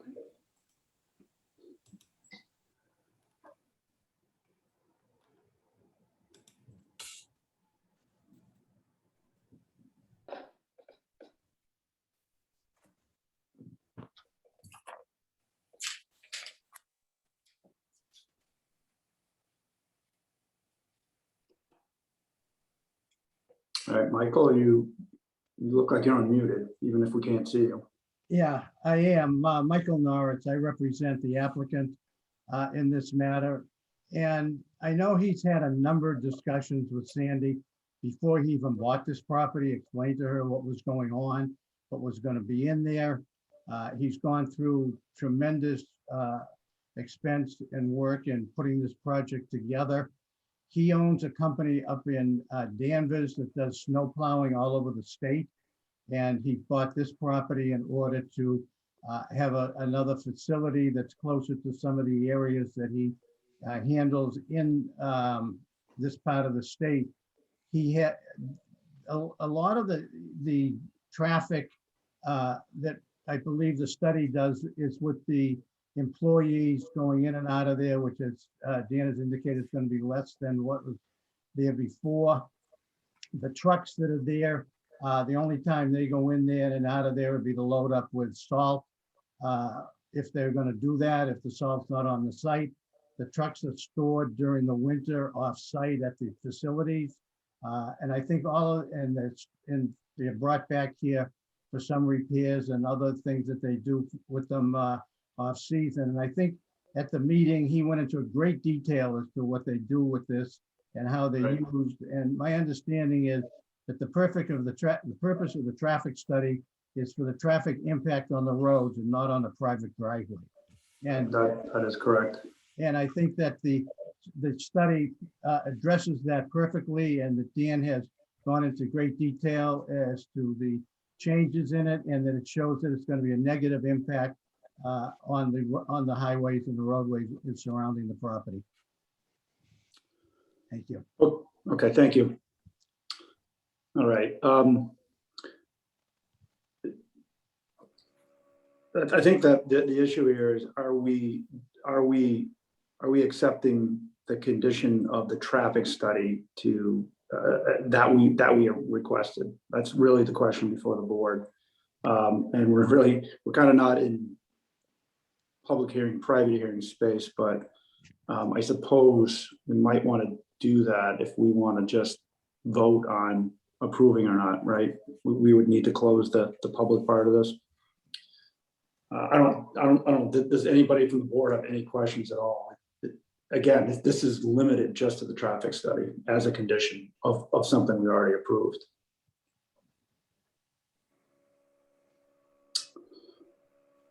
All right, well, then I think procedurally, I think we should still, I don't know, ask for a motion to close the public part of this hearing, even though it's not a hearing.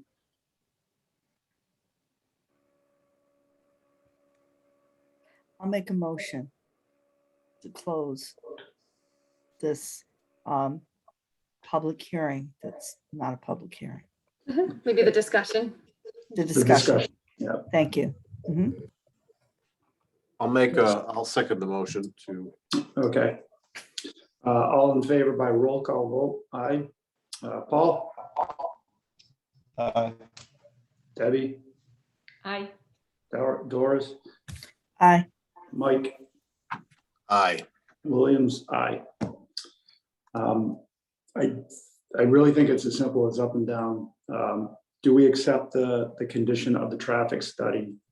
Do we accept the traffic study to close the condition we had on the hearing for 200 Turnpike Road?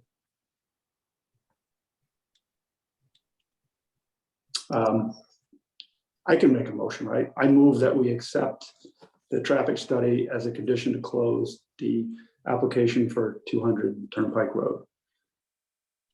Second. Second, all right.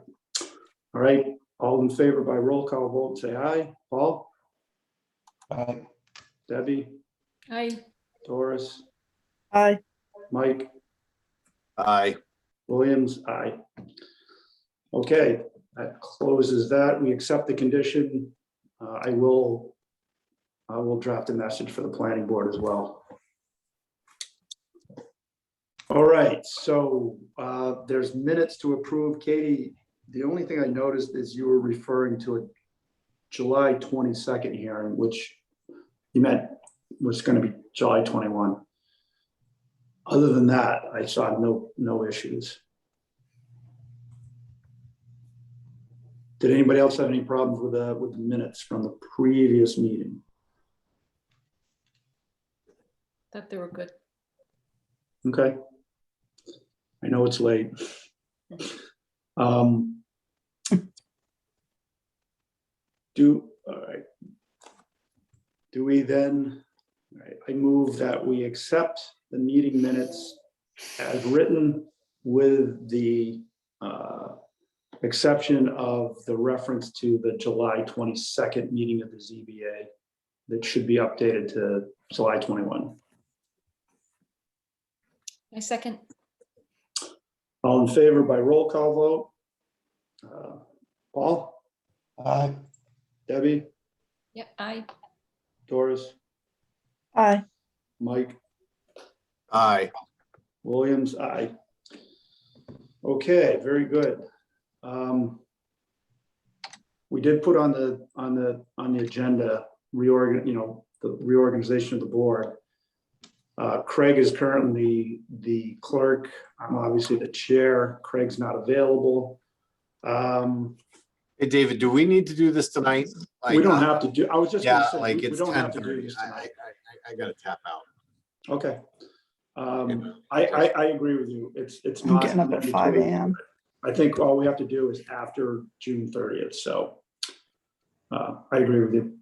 Yeah, no, it just stinks that it's on such a long night, but it's just.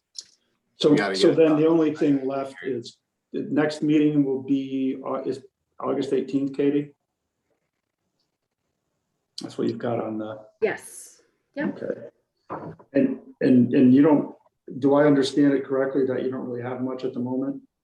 We just have one application. I believe, I didn't bring it with me. It is, I believe it's a special permit that was previously denied. Okay. But is over the 2-year time limit and is coming back with just a few modifications. Okay. All right. So we'll plan on meeting on August 18th. Is that everyone clear for that? Yes. Very good. All right. Apologies for the long meeting. Oh, no, it's not. All right. Funky one. Okay. Your moment, Paul. I make a motion to close tonight's meeting. Second. Second. Okay. All in favor by roll call vote, say aye. Paul, Aye. Debbie, Doris, Hey, Mike's saying aye, I'm saying aye, I'm tapping out. Thank Katie. you very Aye. much, everybody. Thanks, for David. hanging in there. See you good. Nice to see everybody. Good to Let's see you. figure out after summer margaritas again. That's overdue. Exactly. Sounds All right. good to me. Sounds good. Thanks, See y'all. everybody. Bye All right, bye. take care.